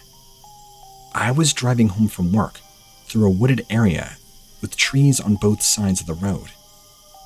It sounded like someone or something was howling at me from the woods, or i.e., my direction, as if it were trying to communicate, although I couldn't understand anything that was being said, nor where it was coming from. I stopped where I heard the noises and got out of my car. After a few seconds, the howls had ceased, and so I got out of my car, just to see, but then got back in my car to leave. But as soon as I began driving again, they all started up all over, and this time they seemed even closer than before, more menacing, surrounding my entire vehicle. It felt like it was trying to keep me from going anywhere, and many times I stopped my vehicle, but never fully parked. I wanted to get out there more than anything. Whatever was communicating with me, if that's what you would call it, felt dark and evil in nature. It was telling me something using those howls, but I could not make sense of them, as if they were a language or a person talking with an accent, and just garbled, angry gibberish. My grandmother had spoken to me all about demons, the devil, ever since I was a child, and even now at the age of 27, This still affects me greatly. So, when hearing these demonic noises coming from the woods around my car, I knew none of this probably makes sense, but the only real way to describe it is like being in this trance and being controlled to get out of my car. After driving a distance away from the area, I went home, but this encounter still haunts me, and I can't seem to shake it off. It's been a few months now since, but I'm still just trying to get my mind back on something else, or better yet, forget about it altogether. This was most certainly not a bear, coyote, wolf, nor a dog. So, don't even bother asking, because that is what it did sound like, but with an angry demonic voice to them. Thank you for reading my report. Premonition. Hey guys. So, I'm not a writer, so deal with it. This story happened to me 7 years ago. I was 21 years old at the time, and to this day, I still don't know what I saw. My last class of the day was around 8 to 9 p.m. I was tired, but still joking with my friends about how a 1 hour class turned into a 3.5 hour speech about STDs. Suddenly, I felt my chest hurt like it's never before, and I felt really sad out of nowhere. Like I had a really, really bad feeling. Impending doom. So I get into my car, speed off to home. Physically, I was okay, but this devastating feeling was not going away. On my usual way home, I always drive under a poorly illuminated short bridge. When I passed it completely, I see this dark creature sitting on the hood of my car, watching me. It was like a gargoyle, the size of a teen or so, completely dark, almost black, with unspread wings. It wasn't moving at all. It just kept watching me. So I kept driving, telling myself that it was just my mind. You're scared, that's all. I kept repeating to myself like my own mantra. The thing is, what I was seeing, this creature didn't scare me. I was so starstruck that it calmed me down somehow. But I knew something awful was about to happen. This visualization was like a confirmation. I don't know how, but it was like the gargoyle was telling me his eyes, I'm sorry it has to be this way. When I finally got home, it was dark. No lights were on outside, which was weird. They were always left on at night. Always. Then, I realized something. My brother was looking through the blinds and opened the door for me. His face was blank of expression. I asked where our parents were, and he said, Yeah, Grandma called 30 minutes ago. Grandfather fell from the roof of the house. They went there to help. Just like that, the pressure lifted off my chest, everything clicking into place. Doomsday became real, because sadly, he died that night of October due to severe brain trauma. Earlier that year around May, he was repairing the rooftop of his house when he suddenly had a heart attack. He went into immediate emergency surgery, and everything went okay, as it be. The cardiologist told him to wait a month before returning to regular activities. So, he told Grandma that the roof had to wait a bit, but he would finish it. Later on in June, one night, he kept hearing his dogs barking. So, upon going outside to check on them, on the front fence, he saw this homeless guy who was asking for money to get something to eat. My grandpa told him to wait. He would just get him a plate of food. So, when he was turning around to go back to the house, the guy grabbed a sawed-off shotgun from his bike and shot him. Then the man ran off. Nothing was missing. My grandpa went into surgery, lost a lot of blood.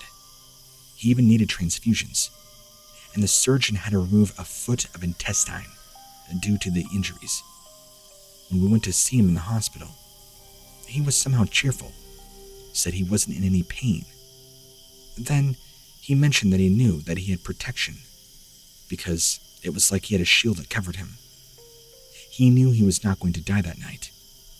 Even when he was lying on the floor, dragging himself and yelling to my grandmother to call 911. Also, during our visit, he said to my grandmother, "Don't worry, I'm not going anywhere until I finish the roof and leave you with no problems." The day my grandfather died, he was just finishing the roof. The unexplainable happenings. I've always known that unexplained entities exist. I just have. I have never had a significant experience, such as an apparition, and I'm thankful, and I'd rather not, to be honest. But I've experienced minor things here and there. 2 experiences I can recount occurred at my Oma, which is the German word for grandma, and Opa's house here in Hawaii. I've also had quite a few family members share their more terrifying experiences with me over the years, which also happened in said house. But let's start with my own, for my most recent experiences. I am currently a 27-year-old female, ancient, I know, and would often sleep over at Oma's house from 5 to 15 years old, mostly on weekends. I enjoyed being there, as she and I were very close. She would spoil me from when I could first talk, up until she lost her memory to dementia. Yeah, that depressing evil disease that causes everybody you love some major suffering, as you slowly forget who you are and your family members are. Anyway, she was always a huge jokester, always laughing, farting, tickling, making sarcastic remarks, and jumping out to scare any and all of her family members. It was a Friday night, and I was 14 years old. I was on the PC they had in their designated computer room, because I couldn't sleep. The room is about the size of a bigger closet, just big enough to comfortably fit a desk. The room is also kind of weird, if you understand what I mean. If you're sitting on the chair facing the PC, the door is behind and to the left of you, so you can't see if somebody comes in unless you turn to the left. Directly across the hallway is the room I would sleep in, and if you were to take the right outside of the room, you would see my grandparents' room at the other end of the hallway. Now, I always had an ominous feeling of being in that house, especially when night would fall, and especially after my grandparents went to bed. I was the only one awake. So there I was, on MSN Messenger, talking with one of my friends. The clock showed something like 1 or 2 a.m. I was beginning to get sleepy, but being a teen, it'd be way too uncool to sleep early on a Friday night. Because I was a bit distracted, I felt completely at ease. No spooky feelings or chill in the air, nor was I the slightest bit paranoid. That is, until I feel somebody blow lightly in my left ear. 2 times back to back. "Oma," I exclaimed, beginning to laugh and turning to face her. She wasn't there. It was no one. "Oma," I called, while standing up out of the chair, fully expecting her to be hiding in my temporary room. As I peeked in, ready to surprise her, I then began to look down the dark hallway, knowing her room door, which would be open, provided she snuck out to scare me. Closed. The door was closed. She always slept with it closed. She had not been the one to blow in my ear. My grandpa certainly isn't the type to play pranks. He's an old school guy from the Philippines. This is the last thing he would ever do, nor is he fast enough to pull this sort of thing off. I was the only person in this entire house aside from them. If it wasn't either of them, who was it? Has anybody else felt something like this before that doesn't involve touching? My second encounter happened several years before this one. It was a holiday evening, sometime back in the mid-2000s, and all of my Oma's children, out of 4 being my mom, and their spouses and their children, were over. I was around 9 years old and filled with energy. My cousin Derek, who was around 7, we were tossing a tennis ball back and forth in the house on the very first floor. Everyone was either in the living room, kitchen, or the front yard. There was a carpeted staircase that ran perpendicular from the living room and straight up to the second floor. From the bottom of the staircase, you could see the most of the living room, and obviously up the stairs. From the top of the staircase, you could see the stairwell down to the bottom, and a very small fraction of the living room. It consisted of about 15 stairs and had its own light bulb, so nobody would have to blindly walk the stairs at night. We decided to move the ball tossing to the stairs. Why not? I was on the very top, and Derek at the bottom. We were bouncing the ball lightly up and down the stairs for about 15 minutes, until our parents told us to go eat dinner. I caught the ball and flicked the light switch for the stairwell to down position to turn the light off, then ran down the stairs to get food. After making our plate, we all sat in the living room. "Can you turn the light off?" my auntie asks me, being the last one to use the light in the stairwell. Puzzled, I looked up at the now illuminated bulb. I set my plate on the table, charged up the stairs, and flicked the switch down again, ran back down the stairs. A few minutes go by, and we're shoveling our faces. "I thought Auntie Tammy asked you to turn the light off," my mom questions me. My heart sank as I looked up and I see the stairlight on once again. "I turned it off," I said confidently. The switch was up, so I made sure to turn it down and saw the light shut off visibly while I was up there. My mom just looked at me unconvinced. "I don't think so," she says. "No, I saw her turn it off," my auntie explains. I saw it turn back on too when she came downstairs after a few seconds, but I didn't want to say anything. My grandparents have passed away for some years now, and the house has been sold. A decision that was agreed upon by their very children. Not a single good dream. They always involve an evil, honest to God. They've never been good. Not a single good dream. Anyway, my entire family knows the new owners of the house, and they are contacted every so often.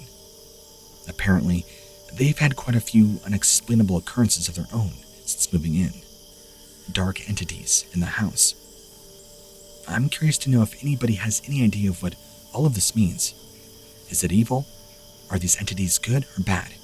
Or am I just paranoid? Do my dreams carry any sort of truth to them? Please, I would love to know.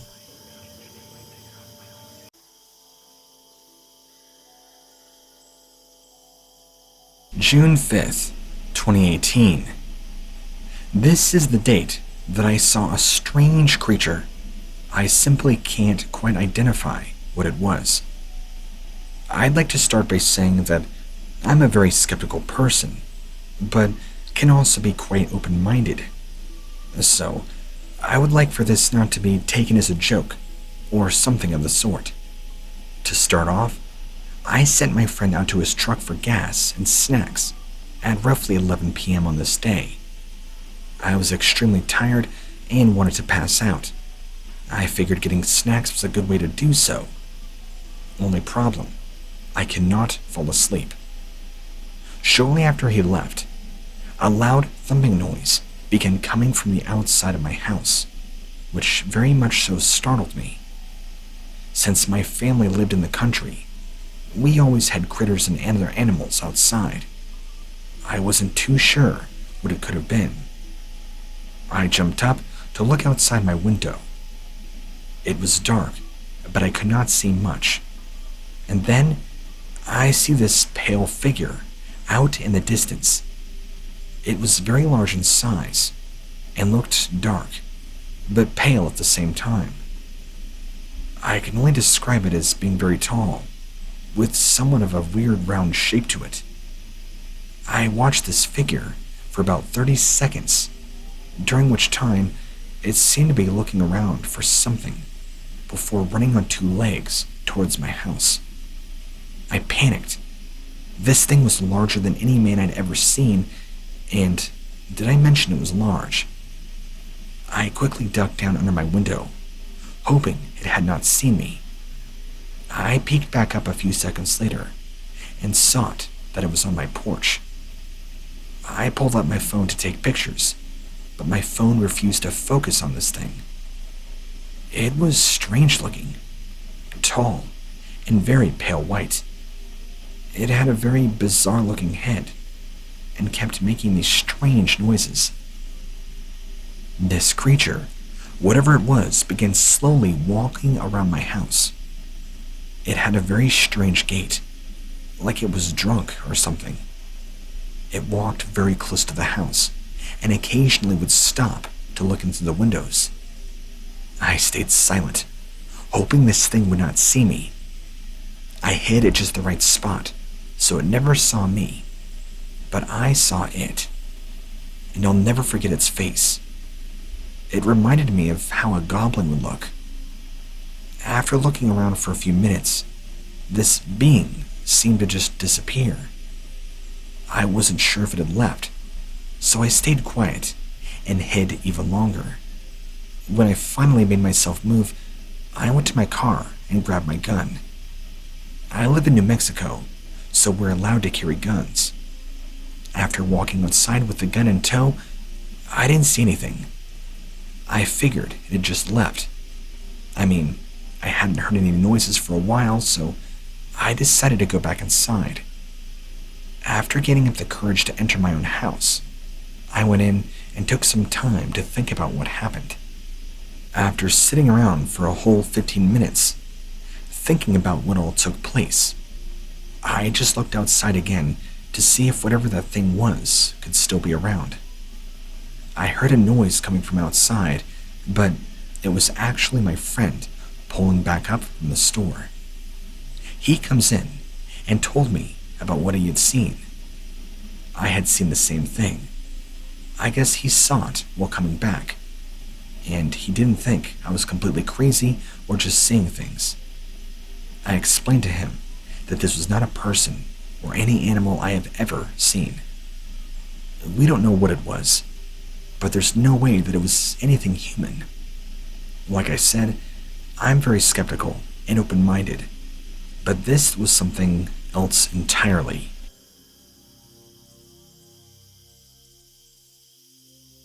This happened on a very sunny morning, out on the water with the sun's beautiful rays beaming down. I reflected upon how little we know about this world and how much more there is to discover. It makes me wonder if this creature had anything to do with my thoughts that day. As I rode across the lake surrounded by lush trees, I just felt alone in the world. My dog, who was lying down near my feet, began to act strangely and seemed on high alert. Then I saw it. A singular creature ran past me at full speed and was gone before I could even comprehend what had just happened.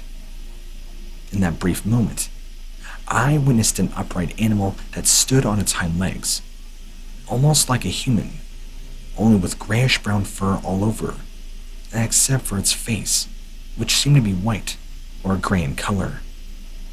Whatever creature this was ran just inside the tree line of the right where I was at, and my dog was now going crazy. Then this thing sticks its head out of the trees and looks directly at me. I could see long pointy ears, glowing red eyes, a snout similar to an elk or moose, and a tan head. It was not like any animal I had ever seen before. However, what startled me the most was that it seemed to have facial features of a human being, like a short, stocky man.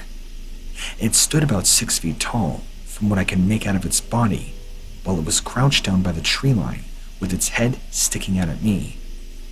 It appeared canine looking, but very human-like as well. I, scared completely out of my wits. This thing lets out this small grin on its face, like it had just found prey that it was going to devour.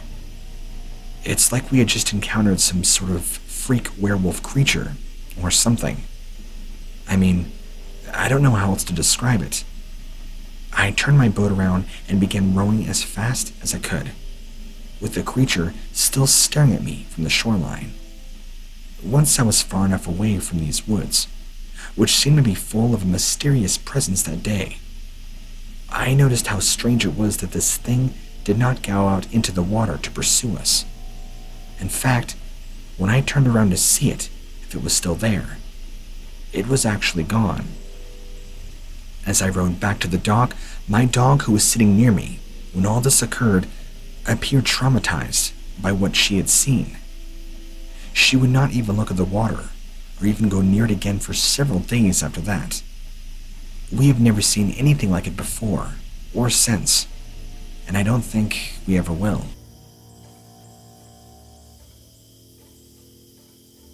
I live in the woods of upstate New York. Used to stay in a small cabin on the bank of a small creek. I heard a strange noise outside and went to investigate. I look up and saw a very strange creature flying over the creek. Honestly, I thought it was a person with wings at first, but I'm not sure that the height of it was from my perspective. The span of its wings looked to be about the size of a full-grown man. It appeared to have very broad shoulders, long arms, similar like that of an ape, yet it had a very human-like face. It appeared to have fur, or fur-like feathers, covering its body, and was dark brown in color. It flew over the creek and disappeared off into the trees. I have never heard or seen anything like this before, and I thought I should share my story with you.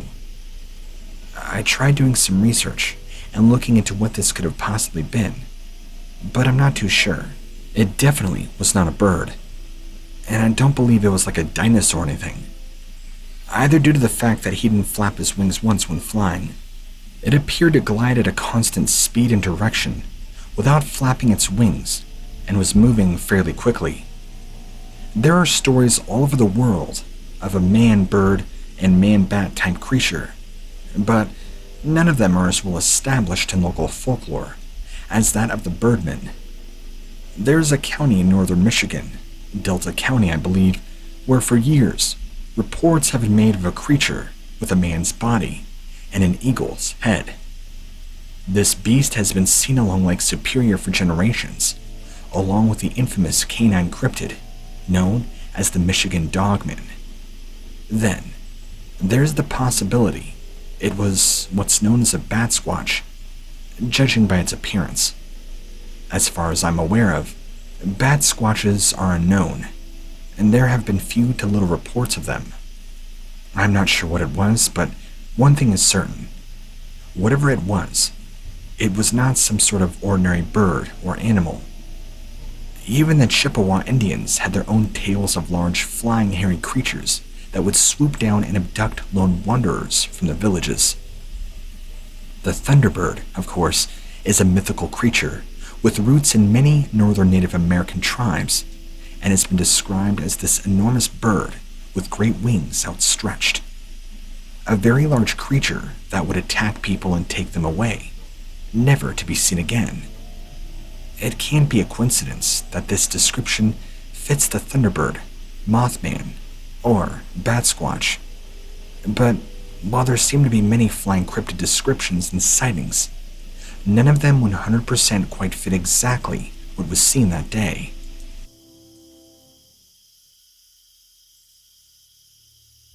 I was driving through New Mexico later on in the evening. It was around 11 p.m. because the sun had already gone down. I was driving through a remote area on a long straight road that stretched for miles and miles ahead of me. The road's shoulder was narrow, and there weren't any cars on the road, so it was safe to go at normal speeds of 55 to 60 miles an hour. Suddenly, on my left and slightly ahead of me, I saw a coyote standing in the middle of the road. But this wasn't any normal coyote. It was an upright, walking coyote, with a strange face that had only one eye. I slowed down to around 40 miles an hour when I saw it, then braked when I got close. As I passed it, however, the coyote quickly shot across the road and stood on the other side. Then, it continued to stare at me as I passed, then turned around and ran off into the desert shrub that grew alongside the road. It left such a strong impression on my mind that even today, I still remember it vividly.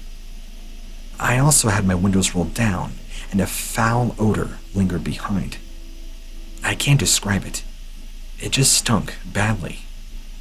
There were many types of werewolf sightings. Some people report seeing full-fledged werewolves, while others say they saw a strange person that transformed into a wolf. There are even those who claim to have seen half-human creatures called were hybrids. As for me, I'd like to talk about something different from all the other reports out there. In my opinion, a werewolf is actually a wolf or the spirit of a wolf that possesses the body of a human. The Native American Indians have many legends about these werewolves. Sometimes they are referred to as skinwalkers, a person who could shapeshift into an animal at will and who uses the ability to help mankind, or for evil. According to one legend, the human body is nothing more than a tool that allows man to possess many things, such as looks. It's possible that it is also a tool for possessing animal characteristics in order to be able to fulfill special tasks. These legends and stories about werewolves have been passed down from generation to generation among many Native Americans. But many of these stories are also present in other cultures all around the world and go back centuries. However, while I don't necessarily believe that what I saw was exactly a werewolf by any stretch of the means, I believe it could have been a skinwalker of some kind, based on its appearance and how it seemed to not want to have been seen. I've thought for years about how that coyote creature was a strange thing. Coyotes are mostly active at night, so maybe what I saw was actually just a coyote. But what about it being upright and the strong odor it left behind?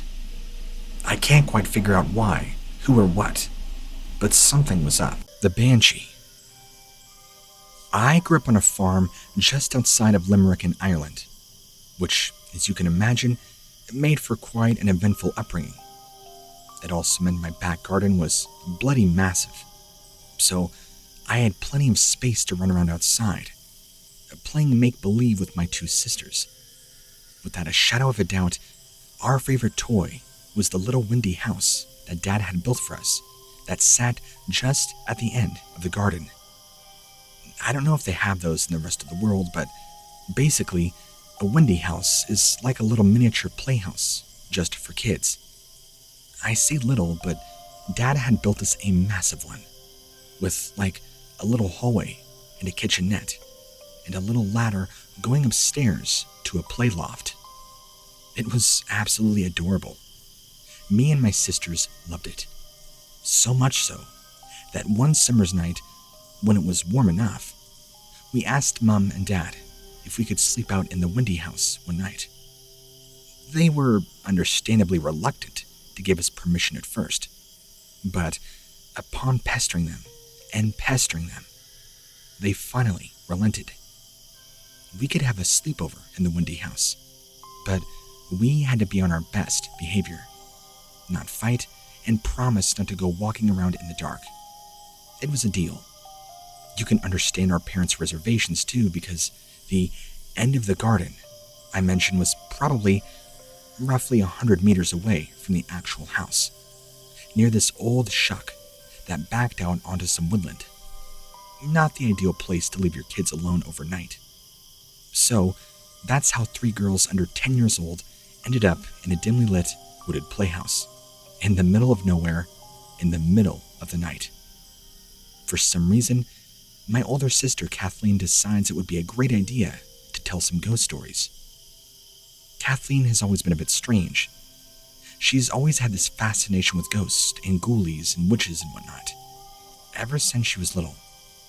And since she had gotten her hands on a book of Irish ghost stories, she thought she might regurgitate one of these stories that she's read to us. She began telling us about a ghost that actually originated here in Ireland, that unlike Dracula or Frankenstein, which comes from other countries, As 9-year-old her put it, we actually had banshees in Ireland, since that is where they originated from. Our minds are absolutely blown. Ghosts live in graveyards, old houses, and other haunted places. You had to go to the haunted place to see one. But here's Kathleen, telling us about how a ghost that actually comes to you, to tell you that someone's going to die in your family. And the way it lets you know this is by screaming in the middle of the night, like a ghostly, ear-piercing wail. Kathleen goes on to tell us that these banshees are women who have died in terrible, horrific, painful ways, hence the screaming. And they looked like shriveled old women with red eyes, who carry bowls of blood.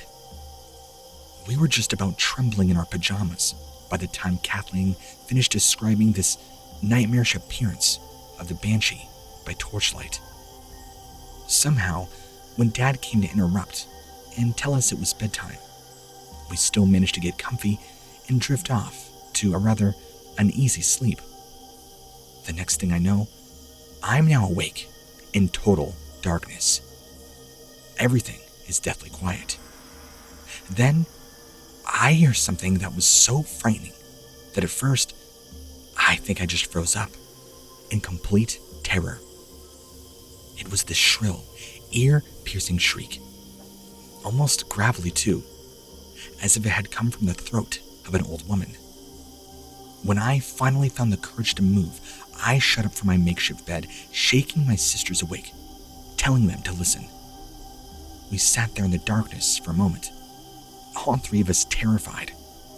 Then, we heard the screech again. That's when we decided to listen closer. We just sat there in the darkness for a moment. Shh. All three of us, scared out of our mind. We heard it for a second time, and just about my mind was so filled with fear. My little sister, she took it even worse. She screamed it's a banshee, and I remember her crying, "We have to tell Mom and Dad." Then my big sister, God bless her, decides that even though she's terrified, she's gonna go run to Mom and Dad so they can rescue us from the banshee. I mean, what else could we have done? What else could have been making these ungodly noises? We're frantically looking for our torches, but in our panic, we can't find them. When the banshee screams for a third time, Kathleen decides she can't afford to wait another second. She gets up in complete darkness, climbs down the little ladder, and opens the Wendy house door. She runs off and fetches rescue. While Kathleen was gone, me and my little sister managed to find one of the torches. We flick it on and point it down at the Wendy house door from the loft. You know, I don't know what the logic of that was, but that's what we did. We cuddled together, we cried, and we waited for the banshee to come get us. After a minute or so, we hear rustling outside the Wendy house. Something was moving just outside. We're so scared of the thing that's hearing us. We've got our hands over our mouths, but we still can't stop crying, and we still don't turn the torches off.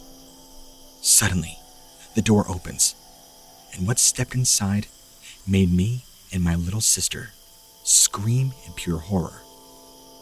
Blood was pouring down the mouth and chin of my big sister, and now she's back in the light. Now she too can see that she's bleeding. She smears a bit of blood on her fingers, looks at it, then promptly collapses. We are absolutely inconsolable at this point. So, me and my little sister are begging, screaming, crying for our parents to come and save us. To us, Kathleen just ran up to get help, and the bloody banshee's only gone and gotten her before she can make it. We're trapped, and this banshee is now getting closer. We're doomed. Then, there's more footsteps outside the Wendy house. Heavier footsteps now.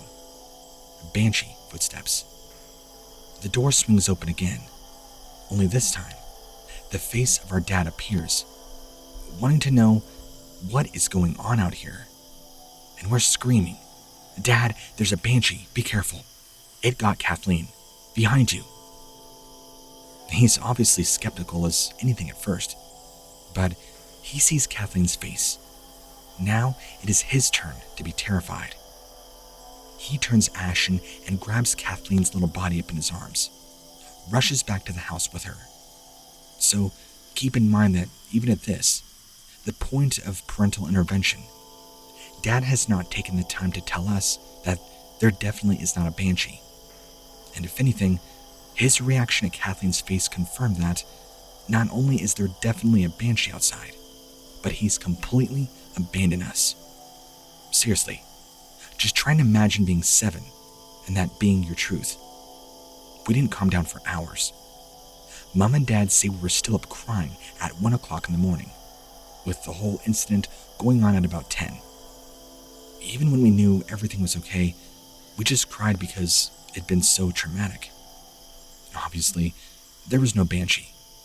We didn't find this out till years later, for obvious reasons. But what we had heard as the sound of 2 foxes making love. As me and my sisters know too well, when they do that, the lady fox screeches, producing what is a rather unsettling, unworldly sound. Kathleen, being the big, brave sister she was, had ran out to protect us. But maybe if she was as nimble as she was courageous, she would not have run directly into that tree in her blind panic, almost knocking herself out in the process. Best she could do was retrace her poor, befuzzled steps back to the windy house and pass out at the sight of her own blood. It's a story we tell every Christmas now, especially whenever there's a new boyfriend or husband making an appearance. It always gets a laugh or two. But I think if you put a gun to my head and asked me for the scariest moment of my life, I'd say the banshee when I was 7. I'm deadly serious. Scarier than childbirth. Scarier than finding the lump in my breast. Scarier than confronting my first husband about his drinking. Because I believed in something I didn't understand. Something supposedly mythical. Something that even my dad was scared of. Needless to say, there were no more sleepovers in the windy house that summer. And the whole thing went arseways and fell down a few years later. But me and my sister will always have a story to share. We were scared for our lives.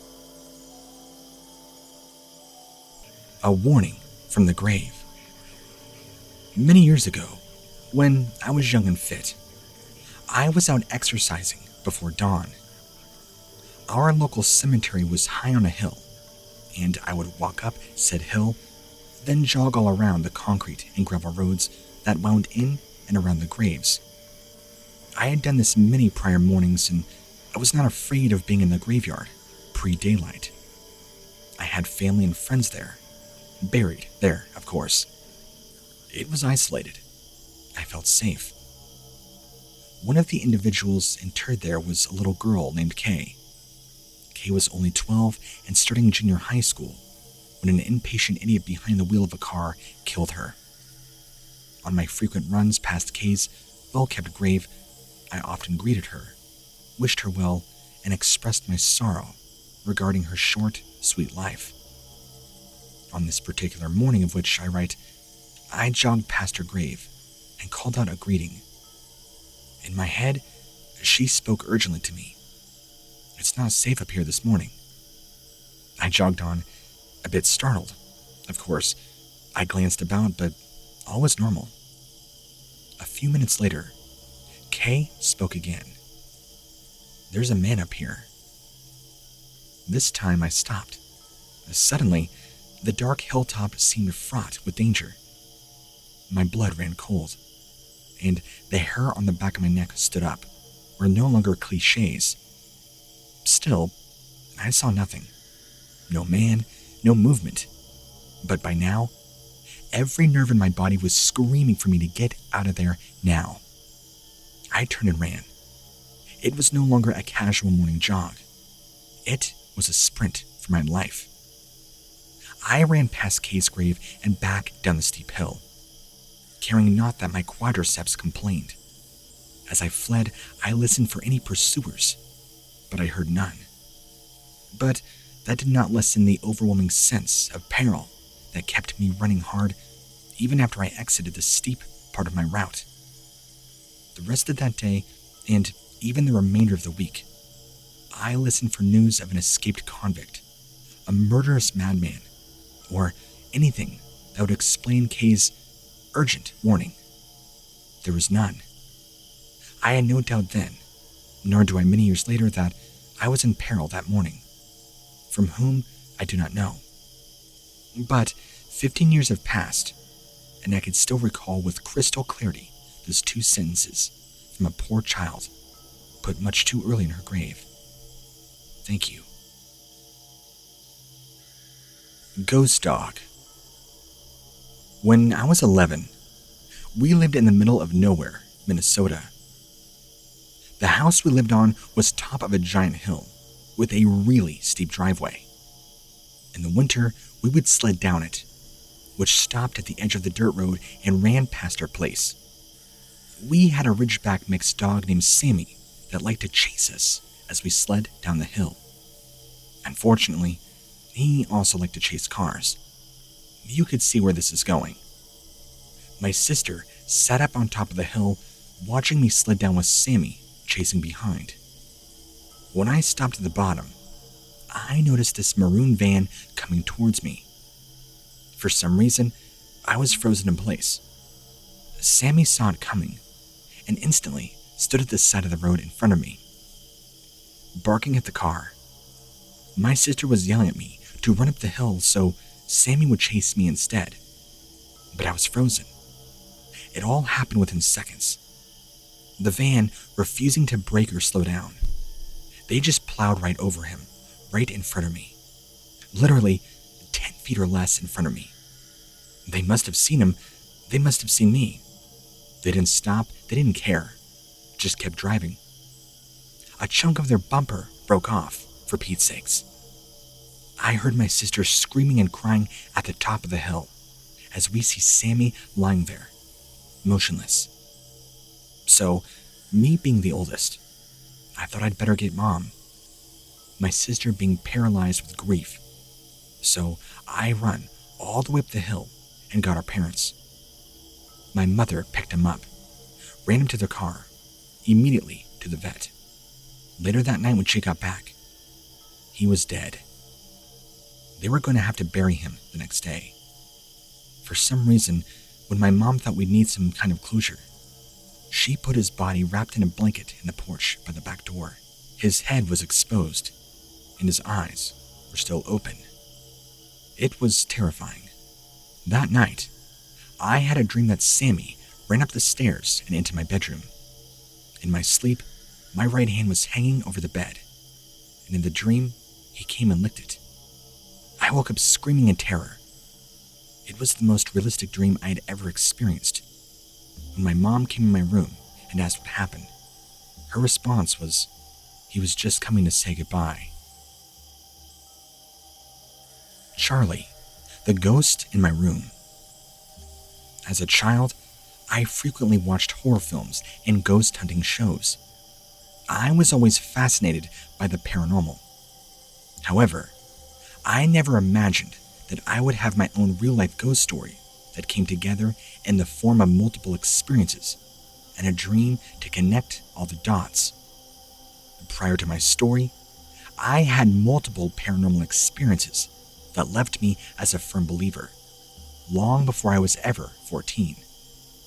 However, the story I will tell you now happened between October and November of 2014. I had just begun my freshman year of high school at a private school here in Northern California. It all started on a random October night when I was jolted awake for no apparent reason at 2 a.m. This was unusual for me, as I never ever wake up in the middle of the night, and if I do, it's to grab a sip of water and then drift off into sleep within minutes. However, this time was weird. I awoke to a wall of silence that was so great, I could practically hear static in the air. You know when you are sitting in a room with someone, and you don't know too well in awkward silence, you could see them gearing up to speak. Well, that is what it felt like in my room. But obviously, I couldn't see anybody else there, and the feeling of awkwardness was replaced by fear. Well, since this had never happened to me before, I tried to ignore this odd feeling, and I turned over, trying to force myself back to sleep. Just as I began to feel myself relax, I heard a voice from the corner of my room say very clearly, "Hello." Within seconds, I was running up and down the hall, screaming for my parents, who frantically woke up, searched my entire room, looking for the person I was so convinced was in my room. Obviously, they didn't find anyone, but I was shaken and slept in my sister's room for about 2 weeks after. After a while, I had convinced myself that this was some random isolated incident. But what I found the most odd was that the voice didn't have a gender. It was just a voice, nothing more than that. This helped me to convince myself that perhaps it was not a voice at all. Instead, something I had imagined or a random noise that I had interpreted as a voice. So, after a while, I let it go, began to sleep in my own room again. Now, at this point, it was early November, and I had been sleeping in my room again without incident for an entire week. That is, until it happened again. It was like clockwork, man, where I abruptly awoke at 1:56 a.m. for no reason, and the same feeling of silence and static filled the air. However, as scared as I was, I remained in my bed and reassured myself that what happened last time was all just in my head. However, I was proved wrong when the same corner of my room, I heard the exact same laugh. Except it wasn't the sound of someone laughing. It was someone saying the words, "Aha, ha, ha." Now, I don't know about you, but I can't think of any wind, my dogs, or really anything that could make this noise, or anything that could speak. Let me tell you, I was out of my room screaming for my parents within seconds. They were, of course, concerned that I believed somebody was again in my room, but they were mostly irritated I had disrupted their sleep because of what they believed to be my imagination. So, at this point, I was convinced that my room that I had slept in without incident for 8 years now was haunted. And believe me, I didn't know how to explain it either. I began to beg my parents to do research on our home and see if there was any way it could possibly be haunted. However, given that our house was built in 2008, we're the only people to ever live in it. They would just roll their eyes and told me there was no way. However, I will never forget Thanksgiving morning when it all came together. I awoke that morning after having a dream so vivid and true, it feels as if I'm reliving it, simply by typing it here. In my dream, I am at the end of the hallway, running frantically towards my closed bedroom door at the end of the hallway. Except, my house is in flames all around me, and as fast as I can run, it seems I can never reach my bedroom door. Finally, I reach my door, but laying on the ground is a piece of paper that I lean down and pick up. Written on it, in messy handwriting, it says, "No one goes in insert room's name anymore because of Charlie Bennett." Suddenly, my door opens and there stands a tall man in his 60s, wrinkled, skinny, with a long gray beard, black boots, and a flannel shirt. When I see him, I can only assume that this is Charlie Bennett, the man who was haunting my room. Now, when I awoke that Thanksgiving morning, I distinctly remember telling my dad about my dream casually, not expecting much of a reaction. Except, he looks at me shocked, as if I had slapped him in the face, and he says, "You did not dream that." That's really weird. It turns out, My parents had begun asking the neighbors who had lived in the neighborhood long before our house was ever built about our property and if anything had ever occurred there. They found out that before our house was ever built, there was this old abandoned home that homeless people had been squatting in. However, one night, it caught on fire, and one of the homeless men inside died. Shortly after, they cleared the lot, and our home was freshly constructed just years after. It turns out, my parents believed me the whole time. They just chose not to tell me because they didn't want to give any truth to what I was experiencing. But my dad's face and reaction was more than enough for me to know how freaked out they were. I have never seen him react in such a way in my life, and I don't think I will ever see him that shocked ever again. Now, it's been nearly 7 years later, and what is so odd is that those 2 months seem to be a random and isolated few instances. I have no idea why it happened, and especially why Charlie waited years after we moved in. But I have had no more visits since. I have had random things happen here and there, such as finding the sink or stove turned on by itself, or my iPad moving into a different spot than I had left it. But other than that, I wouldn't even consider my house to be haunted. It is almost as if Charlie wanted somebody to know his story, and now that I knew, he was satisfied and could leave.